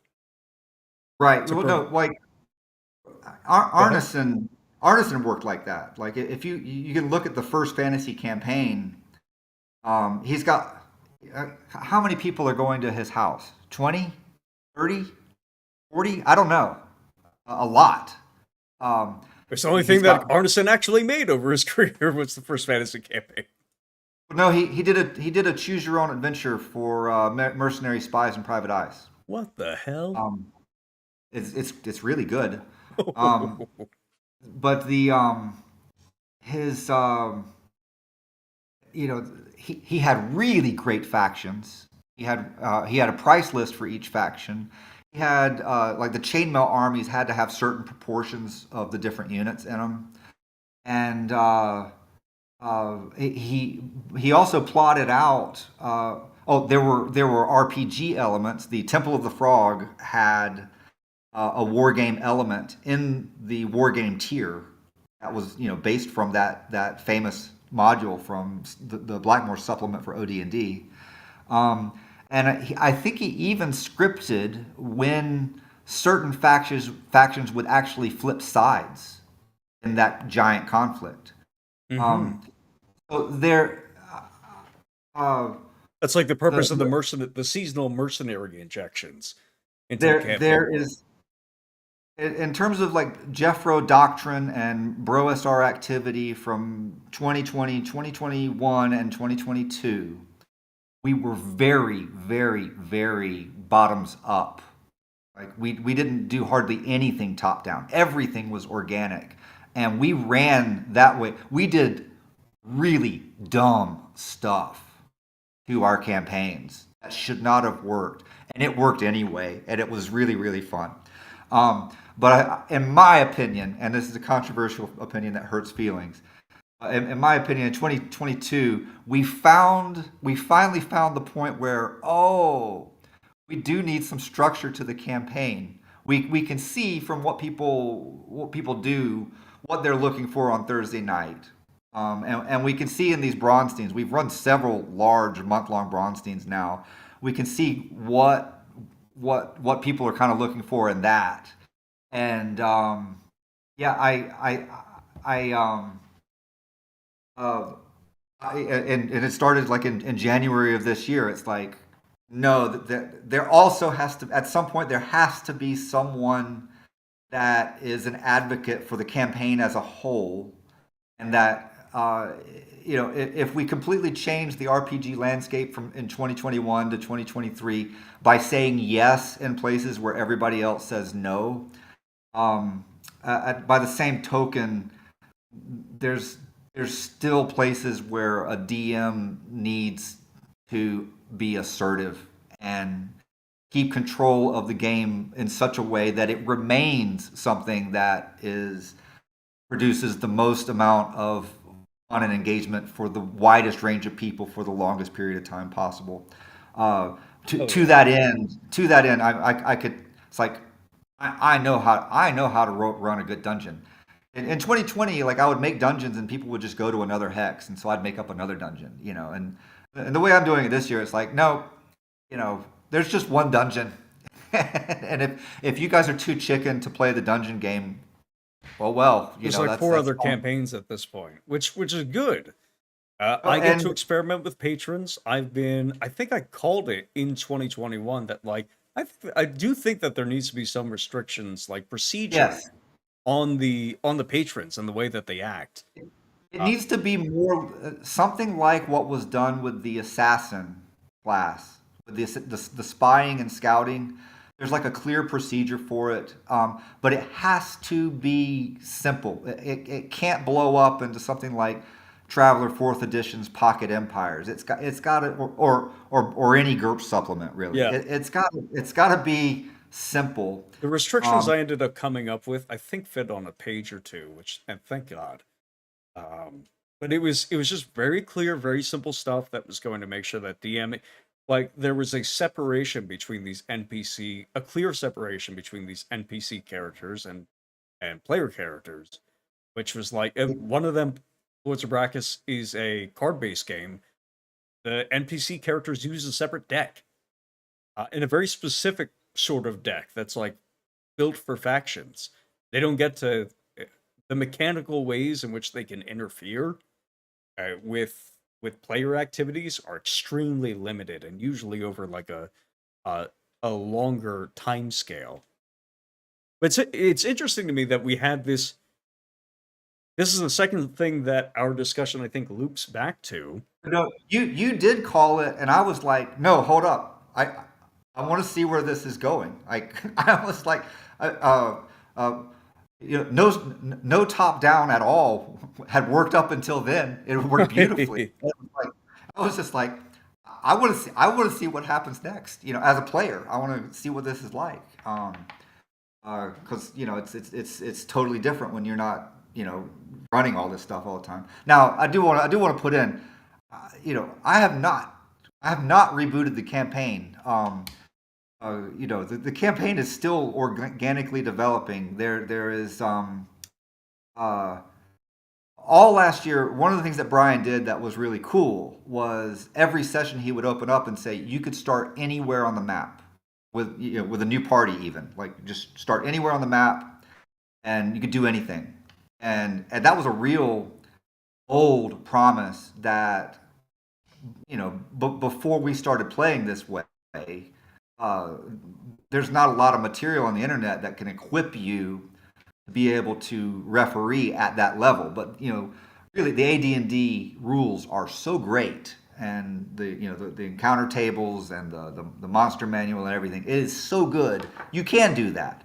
When the patron stuff got out of control, um, the multiple independent parties operating kind of in a multi-threaded type game, that went away, and that was something that I really liked, and I was like, I want that back. And it's like, so I've been promised all year that we can go anywhere and do anything. It's like, well, we're going here. It's been 6 months that it's been one thing instead of having the kind of dynamics that we were advocating, and it's like, no, we're adding in something else on the map now, because a campaign, it doesn't work to have only one thing going. The Macho mid Mandolf level cannot be the gate through which all the, campaign play must be filtered. the mid level guys, they're in space. They're coming back from outer space after doing the epic fantasy turn the lights on adventure. that took them up into the Modron portions of the Trilopulus megastructure. So they're coming back, and my next project now that the low level dungeon, like it takes me about 6 to 12 sessions before a new place sort of clicks, where I can't control which things are going to work, but like there's certain ideas that end up taking hold, and then for a good organic thing to kind of happen, you need like about 5 to 7 good ideas that are compelling and challenging, and that sort of complexify the decision making. So that happened at the low tier. I'd like to bring the mid-level guys back, and I'd like to try something like that again. Some sort of dungeon environment that is a good fit for like our 6th level characters that we have, and see what that happens. I think we have 3.5-hour sessions, so we have to be quick, and this is another place where downtime helps a lot, because there's all this stuff that we work out in the downtime in the little Discord, the one-on-one Discord server chats. I just go down, anybody that's talking to me in there, every day I just answer them, and all of this stuff keeps moving. And when the game starts, I know all of this stuff that's going on. I'm like totally up to date, and it always adds something to the session. So like I want to see that process happen at 6th level, and we'll maybe alternate between the low level tier and the mid level tier. And what I would really like to do, I would like to see somebody die at mid level and then be not allowed to play at mid level. Have them go He's back. out for blood. I'm considering that. If the XP shears by level is good enough, is a good enough answer to what I think were the problems, then I may not go that far. But that's just a dream of mine. I can dream. Right. No, there is But something yeah, to be said about going out for blood when it comes to the player characters. One thing I I want to don't loop like back to briefly. I don't like Go ahead. there being no consequences for bad play. Like if you Yeah, keep allowing people to come back, something's got to be done there. But anyways, a enough big said. issue that people have with 5e and stuff like that is not 5e characters are really not powerful. They have less agency than first edition characters, even when you take into account the character abilities that are not just ribbons, as they're called by there's I don't know if you know this, there's a term called ribbon ability that the WotC devs have come up with for things that have nothing to do with play and just look cool Oh, on your character sheet that give you the feeling of nostalgia oh, or the feeling of it's playing a like game. the Temmie cards from the Magic the Gathering Yep, era. yep, exactly that. No surprise that it's by the same company. Bradford, this is so I built this off of Foundry, or sorry, I'm using Foundry. I built this off of Hexographer. I am switching this map out soon for Incarnate because it's much better. But this is Foundry that I use for all my VTT stuff. Um, going back to the DMing discussion, this was the second aspect of patrons that I found fascinating, and I think what I was talking about again on my last live stream. It was like my last live stream was like secretly preparation for this. Was the theater kids and the new school players have a lot. We've been focusing the past 3 years primarily, I think, not on dungeon mastering, but on mechanics specifically, and just making the game actually run as intended, right? Yeah, that's fair. Like, Um, because it's been ignored for 50 years. We had a lot of material to work through, right? And just seeing what happened if we like let it launch out into the world. And there was a lot of good DMing in the meantime. In spite of that, in spite of the Herculean task that you and Brian and B Dubs and Chant and Brigandine and Elffinder all had yeah, K Calvados. In spite of that top tier. Herculean task, you guys still did a lot of quality DMing. But I think it's interesting that because we couldn't talk about the mechanics with the OSR, because they're just obsessed with tinkering with mechanics and using it to obviate their terrible DMing. I think it's fascinating that we've like looped back into an area where the new school players, or the not the legacy players, but like the new school players, the people who some of the theater kids, sometimes we call them, but people who've been playing since the year maybe like 2011. We're never around for 3.5. We're never around for the OSR craze or anything like that. Who who because they don't have mechanics, um have had nothing to work with except better DMing practices.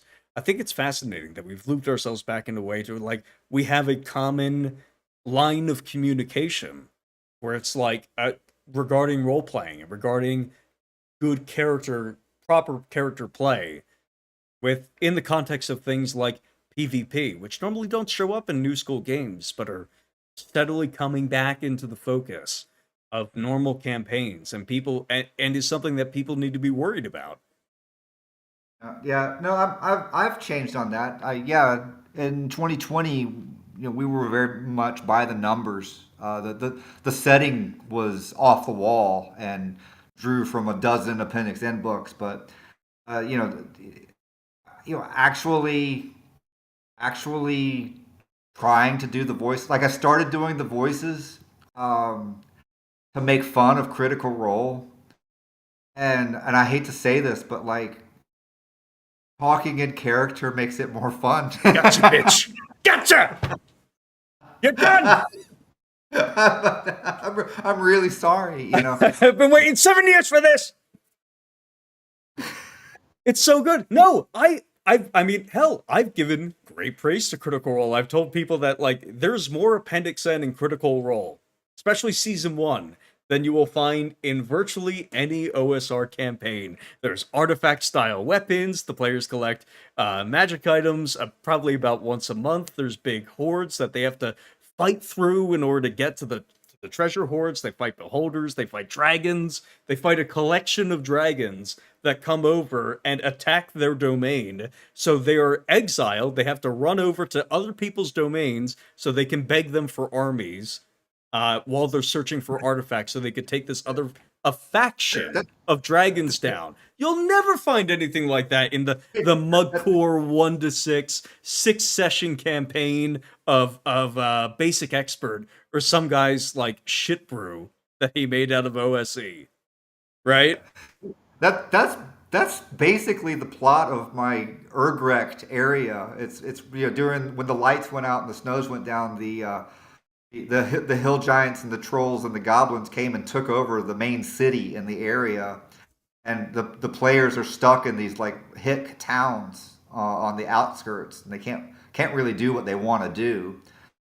So yeah, it's like it's the Mudcore version of the Critical Role plot. Yeah, there's a little bit more character depth. Well, even when it comes to Critical Role, I think those guys, because they started with Pathfinder. One of my points of proof to like season one I haven't watched anything except season one, so I'm sorry, it's the extent of the limit of my knowledge, but They do got to work on how they behave when a player character dies, though. They definitely do that wrong. they have, what's funny? Matt Mercer invented special resurrection rules to compensate for how easy it was to resurrect player characters at the level that they were playing at. Not a lot of people know this, but like it's still those guys are just good players. They're really good at like maintaining their proper number. They prepare their spells, such that like they're going to be prepared for the next day's tactical encounters. They're like very strategic about how they handle stealth and surprise. And No, but when he opens a session and they pretend to have total autonomy, and then they go to this place and this other thing happens, and then he just so happens to have a perfect diorama for where they where they end up, right? Okay, it's like, dude, no, D&D doesn't work that way. no. Um, So it's a little bit easier to pull that off in a fifth edition campaign because it's so much more focused on points of light. The random encounter tables just suck. I They suck. I'll stop But there. you They you might as suck. well be They're talking so about video bad. games. 'Cause I'm literally the unfrozen caveman who only has reference points from before 1980. Mm-hmm. But I'm only in for the funny voices, man. Anything they do after that, we probably don't see eye to eye on. No, there's airships, there's fun places to go. In fifth edition, because there's a lot less focus on the survival game, and I now get to experiment with this, adding survival to the game, back to the game, in a new school fashion. It really does. I think it highlights how much the survival and the exploration game are critical to having a campaign that is not just random points of interest, right? Yeah, you lost me, man. Let me rephrase it. Okay, so the exploration game produces these random events and random encounters that keep it from being just a points of light set or points of interest setting, right? Oh, yeah. No, no. That was your big problem with Macho Mandolf was if people just keep teleporting away from dungeon to dungeon to dungeon and straight back to Macho Mandolf's keep, there's no you don't get a random encounter of 30 to 300 orcs. well, no, well, the random encounters became irrelevant. Um, Yeah. we were there was one, at some point last year, we were coming back. We found like 200 trollops, and we were gonna like take them back and try to sell them. And on the way we kept running into 300 orcs. Like it happened like 3 or 4 times. And we were like, I don't know, we were like third or fourth level, and we were like, holy crap. So we kept going through the evasion table, procedure to get away from these armies. And we get back and we're like, oh my gosh, we must have seen like a 1,000 orcs. And we got to tell Macho Mandolf. He'll probably pay us for that information. And was like, no, that's nothing. Yeah. No, that sucks. And it's rough in a game once you get to higher levels where you start getting a lot of teleportation features in. That's where you start getting like spell warding, you start getting maybe NPC factions, which are pretty handy against teleportation. I've been the Macho Mandolf mirror inspired an artifact item that one of my players has now had for about 4 months. Let me open up my simple calendar here. See, each one of these little notes here is a play session or a note about. Let's see here. Is it on 113? No, it's back. All right, so they've had this for at least like 4 months, 4 or 5 months. And it inspired a monster. Yeah. Inspired a monster, or rather an NPC specifically, that's built to handle teleportation. And who knows, maybe they'll make an appearance in some of the other Broasar Broasar campaigns. Yeah. That's I don't know. It goes back to that seasonal structure of like, okay, this person or this faction has been enjoying this one artifact for like there was a new status quo has settled in terms of how the players handle procedure. And you're going to Right. have that in any game in which the players are gaining levels and reaching name levels. In particular, they're going to start finding artifacts. They're going to find magic weapons and magic items that let them teleport, that let them bypass certain features or functions of the game, which is intentional. You're going to have a little bit of a different game every session if that is the case with different groups. No, Um, I've never run. No, I did a one shot for Rallo Tomasi and his gang, and they were like 6th and 7th level, and it was it had a beholder, a dragon, and an undead army. It had all this stuff in it. It was like okay, but no, I haven't run week to week at that level. And I think we found out in I thought that first level parties would just be dead if they tried to do the wilderness rules. I thought they would be cooped up in the city and be stuck in the town and dungeon forever. And it turns out that first level parties, if they've got a ranger and a druid with them, they can actually get around quite a bit. They aren't, the wilderness exploration game. There's no reason it can't start at first level. No, compare it to playing B2, compared to playing people in the Borderlands in BX, like with no ranger and no druid. Yeah. Oh, that's a totally different thing. That is an entirely different thing. But yeah, the dungeon levels. I'm curious. Like I'm talking about the Appendix A dungeon from the back of the DMG. To like make a large environment because I've already got this party. They're coming back. I've got to have something to entertain them, and I want to see what they do in that kind of environment, and I think it's going to get sort of like Paladin and Hell levels of crazy. I'm curious to see what shakes out of that. What the environment is like. Obviously the levels 1 through 3 is like very well traveled ground. But when I started that, like there was so many people testing me as a DM and trying to trick me on rules or questioning my rulings. It took 8 sessions before it was like, okay, we got 3.5 hours. We don't have time for that. Yeah. Just to get it together, just to get the table management down. The mindset of a player, you're as a player, you're like always go along to get along. But as a DM, it's like you got to run that table. Like you can't, like if you let that stuff go, and it's like, okay, nobody can have fun if you don't solve this problem. Yeah. You need in a 6-hour session, you have time to build momentum. That's not the case in a 3.5-hour session. There's no. If the DM makes an error, the whole session can be a wash, and if the players make an error, the whole session can be a wash. Yeah. Like no treasure, no XP.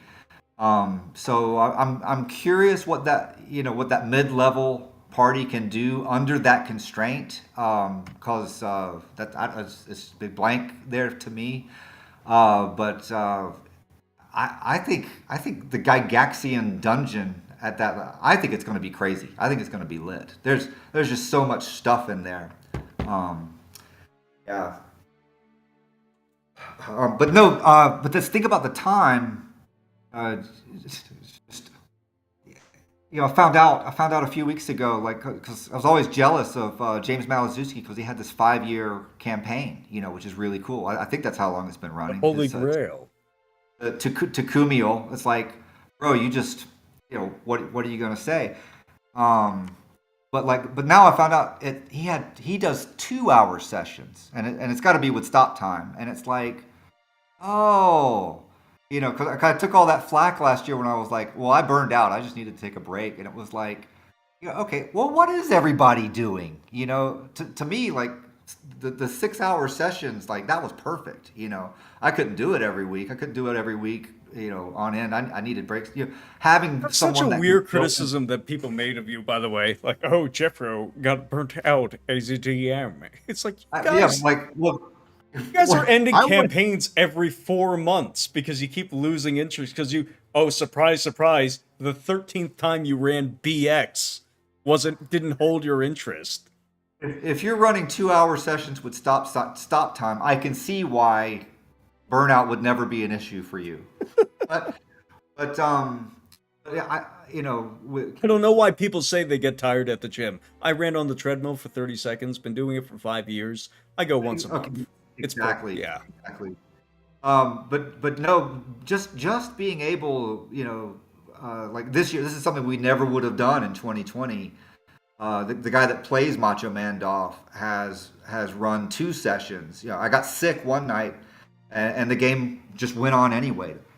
Why is it that in 2020 nobody would have thought to do that?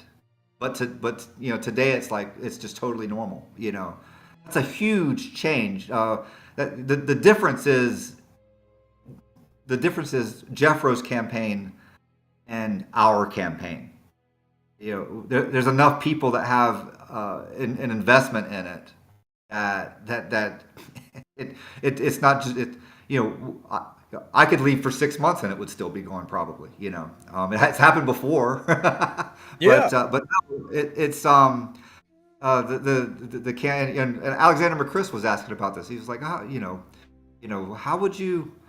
you even term this? Like, it's Jeffro ran Trollopolis and B Dubs, B Dubs' campaign is Dubseron. It's like the campaign is an independent entity, even from its prime DM. Even it's just a great place to be. It's the pot of stew where everybody brings something, and then after a while, it just becomes its own thing. It's I literally could not have imagined something like this in 2020. And help me out. Where are the people describing these utterly repeatable phenomenon? Like Dubs and I don't even trade notes on all this stuff, and he has people like sitting in and covering for him. It's just natural. When you have a different mindset about what real D&D is, you have just so many more options in how you run it, and then how it perpetuates itself. There's all these things that are working together that everyone is incentivized to keep it going, and that includes people within the group who are incentivized to step up and try out DMing or DM, maybe once every 6 weeks, just as to pitch in. Mm-hmm. And that was another thing we saw in 2020 was when people played with me, they would go off and they might be around for 6 or 8 sessions, and they would be like, well, hey, I want to do this, and they would go do the same thing. So the Bro SR campaigns were literally training DMs every week. Which is then such a big change from something like 5th edition. Do you know how hard it is to get extra refs for the Chomas Valley campaign? Oh, and that's another brag is I went to a con. I ran a con game. The con game was set in the next town over, where the players are playing right now, and we ran for 6 hours. We got 2 delves in 6 hours. They were totally new to AD&D, and then one guy from that table showed up at my online game a couple weeks later, and he was able to play the character that he started in that town and just move right over into what we were doing in That was it, without naming him. That was the gnome, wasn't it? No, it was the elf. Oh, Elf. I was thinking of a completely different person. Yep. So if I went to con games, we would if I went to cons to demo this, like for real, seriously, like the prediction is that what are the numbers? If I ran tables at a con or for 3 days and ran 3 or 4 sessions, say 5, and then out of those two or three people are like, hey, what's your Discord? I want to join.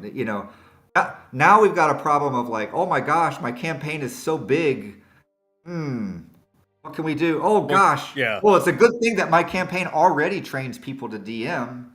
Gosh, we need somebody to start another time slot. Somebody's got to start space.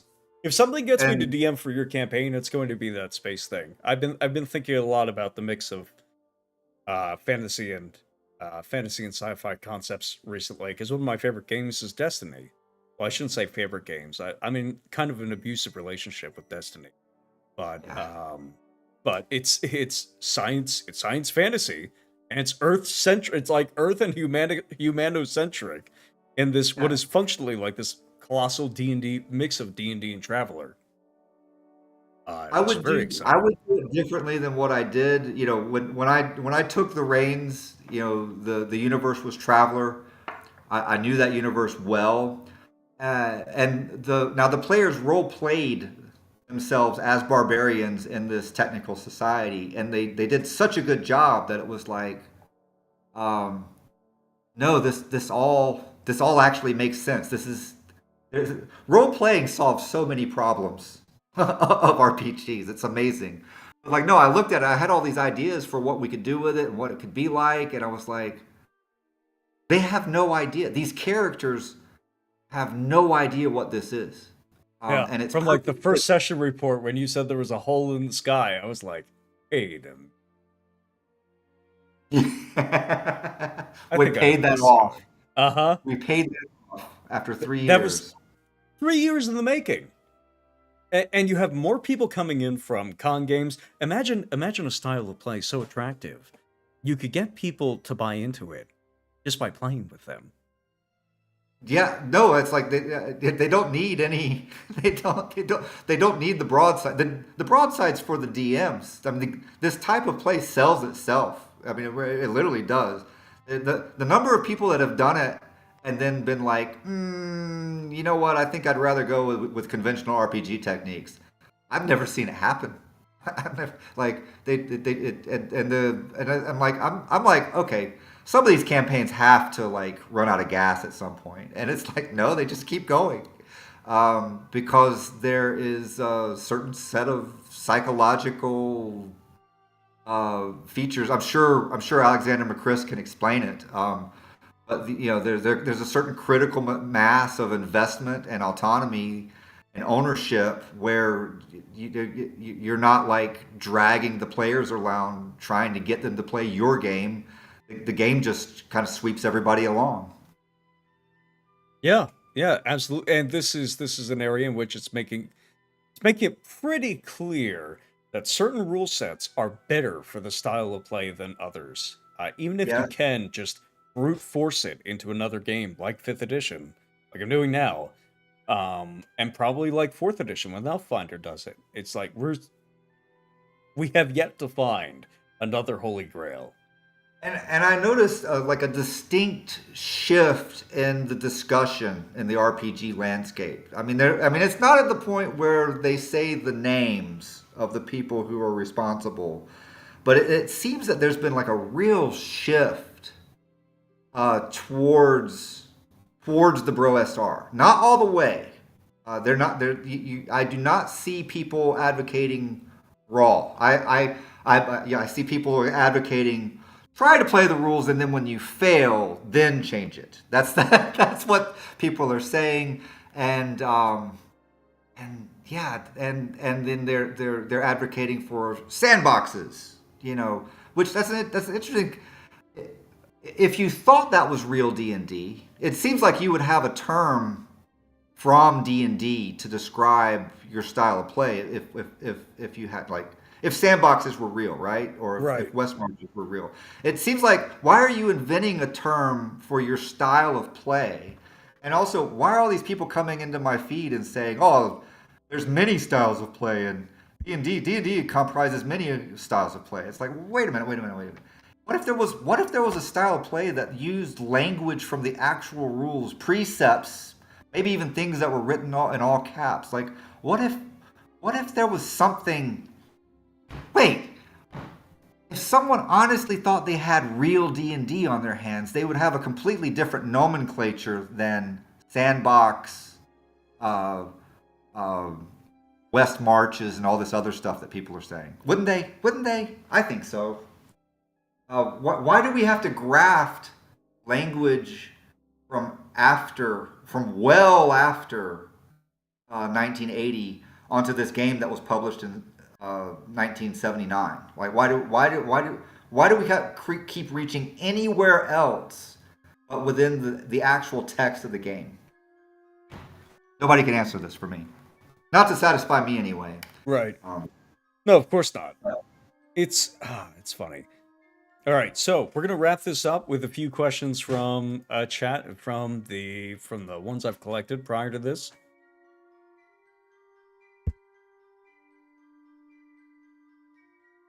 Let's see here. All right, so from Doof again, what's your favorite PvP moment? If you think of one off the top of your head. Oh man, no, the death of Elric was huge, and the death of the sorceress were also huge. That was That's going way back. that was July of 2021. Um, I was refereeing, so I'm obviously biased, but no, I still have images in my head. That was all played theater of the mind. I've got pictures in my head of those events, and they just still make me happy. Mm-hmm. Alrighty. Oh, wait, I One more? have to add. There's that time when me and Dorinal from the Geek Gab show, we realized that we had found in our adventures that we had found a nuclear missile silo, and we got together on a Saturday. So like we're playing because of the time rules, we're playing additional sessions beyond our weekly session because things are time sensitive, and we were just making time for the game. And so we conducted this trek across Machador, which we thought like, well, this Chris is like the best player of D&D in history. We're like, surely he's gonna like be on to us. But we traveled across his domain into this dungeon, into the silo. We worked out our exit strategy, how we were going to do this, and we got in there and we launched nuclear missiles at Machador and at the magic missile, which I objected to on many, many levels. And so here was our chance. So you want to talk like for weeks after that, I was afraid of what was going to happen to Of the me. I was like, consequences. Yeah. it was Unleashing a like nuclear weapon in the campaign. because like we could tell that he had been doing some investigation, and, and he said he was going to all the players in the campaign to be like, hey, what do you know about this? And then when he was using like scrying abilities to spy on the location, it was like we ended up in Boot Hill. We used a see what happened was is the the nuclear missile went off right on the outskirts of Minus Mandoff and bathed it entirely in radiation, and it was awesome. Mm-hmm. And The fallout from and that, then both literal and and in-game, then like he using the cast a wish Gamma World he, mutation tables. he cast a wish spell to turn that missile back on whoever launched it. So we got in this teleporter, and we figured out that it was some sort of teleportation device, and it took us to Boot Hill, and we buried the launch codes, the keys to launch the nuclear. We were like, what do we do? What do we do? The place where we were just got blown up. And so yeah. So anyway, you want to talk about play for we were involved in that scenario for literally weeks, and the paranoia about it just was like it was a unique gaming experience. But alas, we no one has defeated Chris in any kind of D&D conflict, and he remains undefeated. So taking a swing at him was like really fun. That's something you're just not going to get that from attacking yet another horde of orcs. Even though attacking a horde of orcs is fun, there's still levels. Attacking a horde of orcs already a level above what most D&D campaigns are actually doing in their actual play sessions. You guys still found another level above it, which is a really fun method of player versus player play. I got another question here, which is, how have multi-class characters fared in y'all's campaigns? At low level, it's a real tough deal to keep up with the rest of the group. Your training costs are really, really punishing. And then if you're really devious as a GM, you're going to grade them for each of their class roles, and they can't get a good score in all of them every time. So some of their classes are going to be exorbitantly expensive to pay for training in. Once they get over the hump, and I think it was Rick Stump that said that, yeah, humans tend to be the main players, and they tend to have, because it's expensive to have a lot of henchmen, it's going to be way more economical to have a multi-class henchman. So you'll see a pattern of, oh wow, it sounds kind of like Three Hearts and Three Lions. A human with demi-human henchmen is a common pattern that you'll see. Almariki, which is Chris's character in Machador, um, is a fighter, magic user, thief, and it's kind of amazing to see this character in action because she can and she has a pseudo dragon, I think, as well. Um, she can cast invisibility on herself, which makes her way more effective as a thief. She can then infiltrate wherever the monsters are. And then because she's invisible and a thief, she has a much better chance of surprising them. Then when she surprises them, and AD&D has those surprise segments, she can mess them up with, I think a bow fires 6 times per segment in a surprise round, and you're liable to have more than one of those segments as well. So she's like a one-person party, really, when you get down to it. Um, but kind of wild, kind of astonishing. That's that. Perfect. All right, and the last one is: do you have any thoughts on riffs? I do. I always wanted to do it. Last year I bought the Kevin Sambieta uh, Christmas Palladium Christmas special, and it's really nice. He signed the books. He tried to give me the best possible first time box of riffs books that you could do. It's really nice. Yeah, and so like I look at it, and now I really wanted to play this with like Daddy Warpig last year, but it just fell through. Um, Partly because I was sort of frustrated with Trilopulus, and I just wanted to do something. I was coming back. I want to ref, so I'll go ref this other thing to get that desire for refing out. And Riffs was actually the game I wanted to do. Um, my opinion of it is um, I don't care about the skills. I Mm-hmm. don't need. It takes an hour to make a character. I think I never finish. I don't have the attention span for it. It's And one of the things that slows down fifth edition character creation as well to like basically a crawl.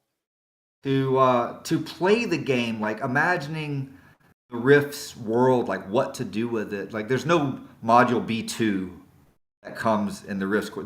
Your Rift's core book gives you the same Palladium rules that you've bought 100 times before already, and it gives you, like it's basically just the classes, and they're crazy classes, and it's like you really need 6 people or even 4 or 5 that are excited to play. I want to play that.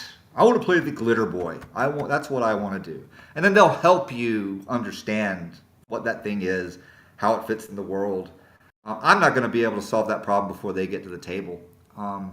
But then here's the catch. I'm not going to find those 4 or 5 people who will help me do that. And when you have a successful campaign running, um, it's the amount of effort it takes to get something that's not like that really really successful campaign off the ground. That's just and James Malazzucci's talked about this. It's not easy to do, and you can't really afford it. It's so yeah. I want to like it. I love looking at the pictures. I've enjoyed contemplating it. But like to really get in it, I just need that group. Do I feel sorry for people who had this?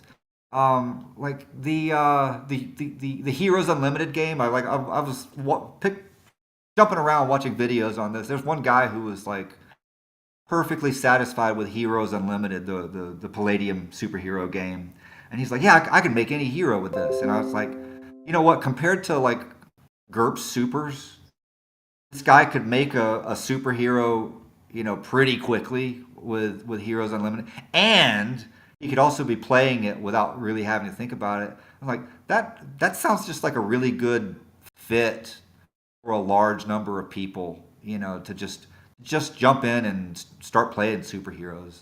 Uh, Rifts, gosh, it's just a little bit. I've got no interest in 100 source books. Let's have a different setting for every continent, for every state. Oh, let's have an entirely different setting for Quebec and for Britain. It's like, I don't care. Um, Yeah. that's really, based on what we found from running AD&D.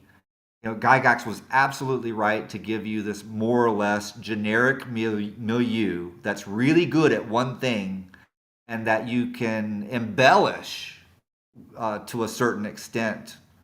Uh, and even you can even turn your friends loose in the AD&D setting, and have them add things to it, and nothing ever seems to feel out of place somehow.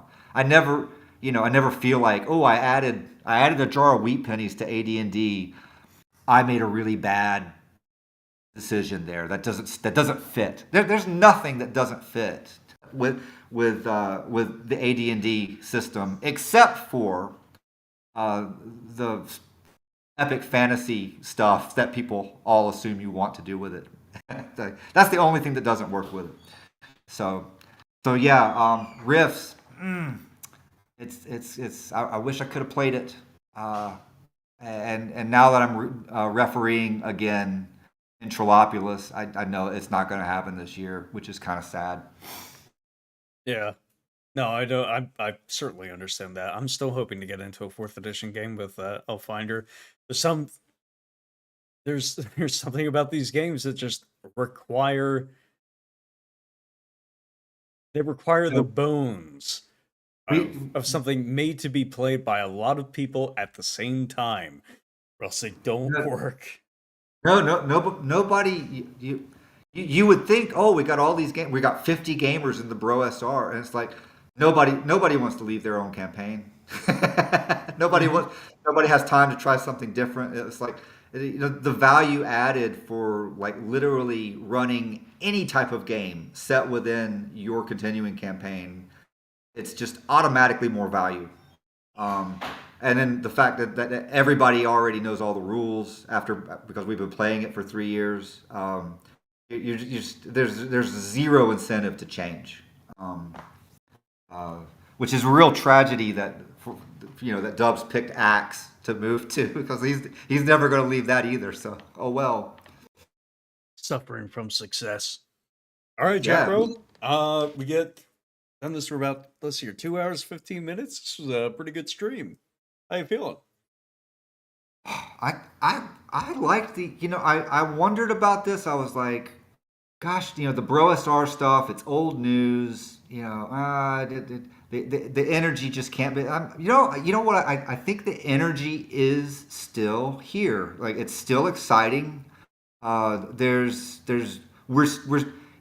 got an assassin in Argrek that in his downtime is sorting out how to use a ballista according to the AD&D rules to assassinate people, and it's like, we're still finding stuff in that game.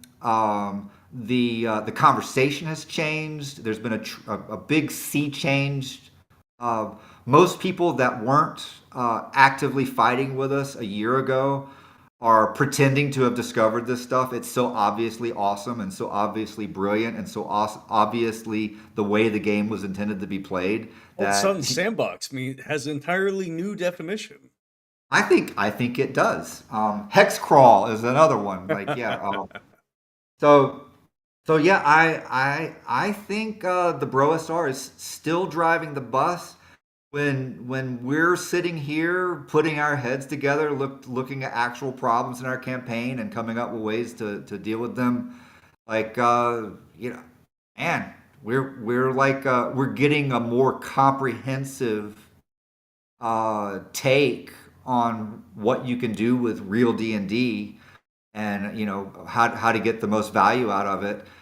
Our competition is still they're either one or two places. They're either like, wow, this is a really great idea, I want to try that, or they're like pretending this doesn't exist and then using terms that they've redefined to mean the parts of what we're doing that they can go with, that they can tolerate or pretend to be doing. So yeah, it's a win-win either way. And you can guarantee that these people, that whatever we do this year, these same people are going to be reacting to it the next year. Because tell me, is there anything else happening in RPGs that really matters? Well, People are very upset about a license that didn't offer them any new rights. oh, yeah. Well, that was what B-Dub's prediction was. It's like it's either going to be in the future. You're either going to be Bro SR or you're going to be sixth edition. And it's looking like, I don't know. I think the OSR, in my piece, I made some concessions to some of their critiques because when you're right, you're right. If you're going from the rule, if you're going to argue raw from the rules, then I gotta address it. So to the extent that I moved towards them, and they didn't know I was moving towards them, but in the same time period, they were moving towards me. A lot of these guys. So interesting turn of events. Interesting to see how it's going to play out, and excited for whatever the next big thing is. I'm excited for the next year of like product releases. Basically, I think it's way past time we started stamping our name on stuff. I want a chainmail campaign that I could just drop into my Discord server and say we're gonna play Battle 3. Ooh. You know, I want that. I want that on. I want the assets for that on my Foundry VTT. I want it just available as like cards that me and my And buddies can plop down, and we already have the and measuring. and John Mollison and Bradford Walker have both done big pieces on the domain game at every level. How you can grow into your name level domain before you reach name level.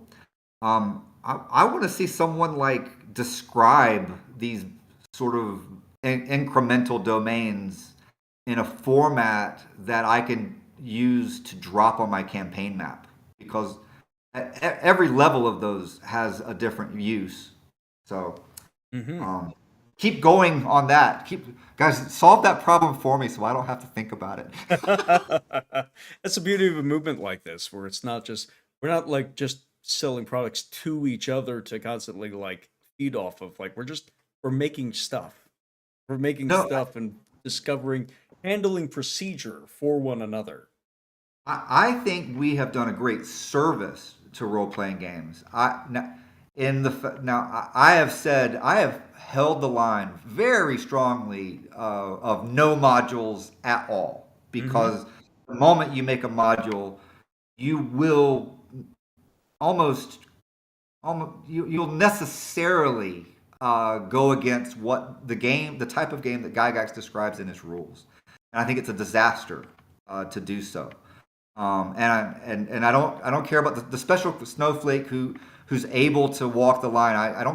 I know you're all special and you can all do it, but no, they're really poison. Um, Well, the but flag. My declaration on them was that they were basically flag. A module is a flag planting product for a game, and if it does not, even if you want to argue possibilities, every single one that was released in some way was for a game other than AD&D. so the we have so many campaigns that are running more or less on the all original material, and it's like it's so not a problem when your players are so much happier helping to build out the campaign than they are playing any module. This is just objectively true. But you've got people playing RPGs constantly, talking about RPGs constantly. The net effect of this, even if this side of the hobby is like, don't need modules, don't need supplements, don't need anything except my core rules. Like, it's created such a commotion, um, and that I'm sure RPG sales are going up. It just has to be. No, I'm I excited. No, when I release Choma's Valley and slap that fat Brosaur sticker on it, I'm gonna be very happy. I am because I just the idea that I get to release the module for 5th edition as it dies, that is smack on the cover for 12 to 60 players, and get Oh, somebody to say, "What the hell?" At 2 to 6 referees and 12 to 60 players. What the? This is like anything I've seen before. It's very exciting.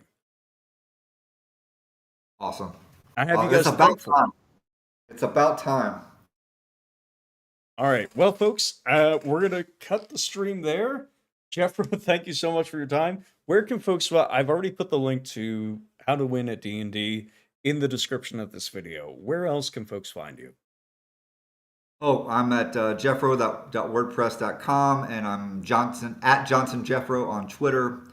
And you want to go ahead and buy uh, two or three copies of How to Win D&D, because you're going to give them out like tracks. That's just inevitable.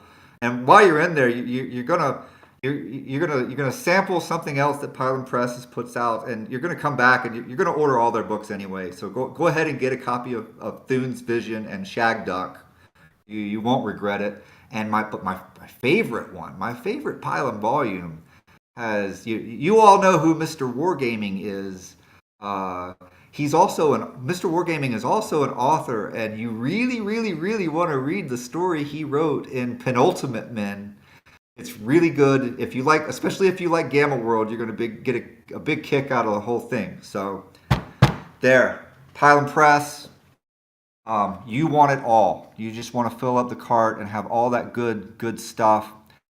In a world where everything is fake, in a world where the internet that you had come to depend on is now increasingly useless, in a world where the news articles are generated by artificial intelligence and have fake pictures in it, the only thing you really desire in life is something that was created by a real person that has real life experiences and that is rooted in something else than this massive pile of awfulness that your face is rubbed into every way through every media outlet. And I'm telling you straight up, Highland Press is the place to go to get things that are real. And wouldn't be here at all. Wouldn't be here at all if it wasn't for my bird buddy P. Alexander. Puts out concern. The Bro SR has been accused for 3 years now of not putting anything out. This guy who was the soul of the United Caveman Federation and Kangsta rapper in Brogan Loft. This guy puts out more books in a year than these guys have put out in their entire careers as role playing game guys. So Kursova magazine, it's the place where new writers break in and hone their skills in the semi-pro market. When we were walking around in life looking at Analog magazine and Asimov's science fiction and the magazine of fantasy and science fiction, and then wondering who are these people and how come this isn't right? How come I don't feel represented here? How come there aren't people like me that like the things I like operating in this domain? Well, P. Alexander went out and he put together He Kursova actually did it. magazine.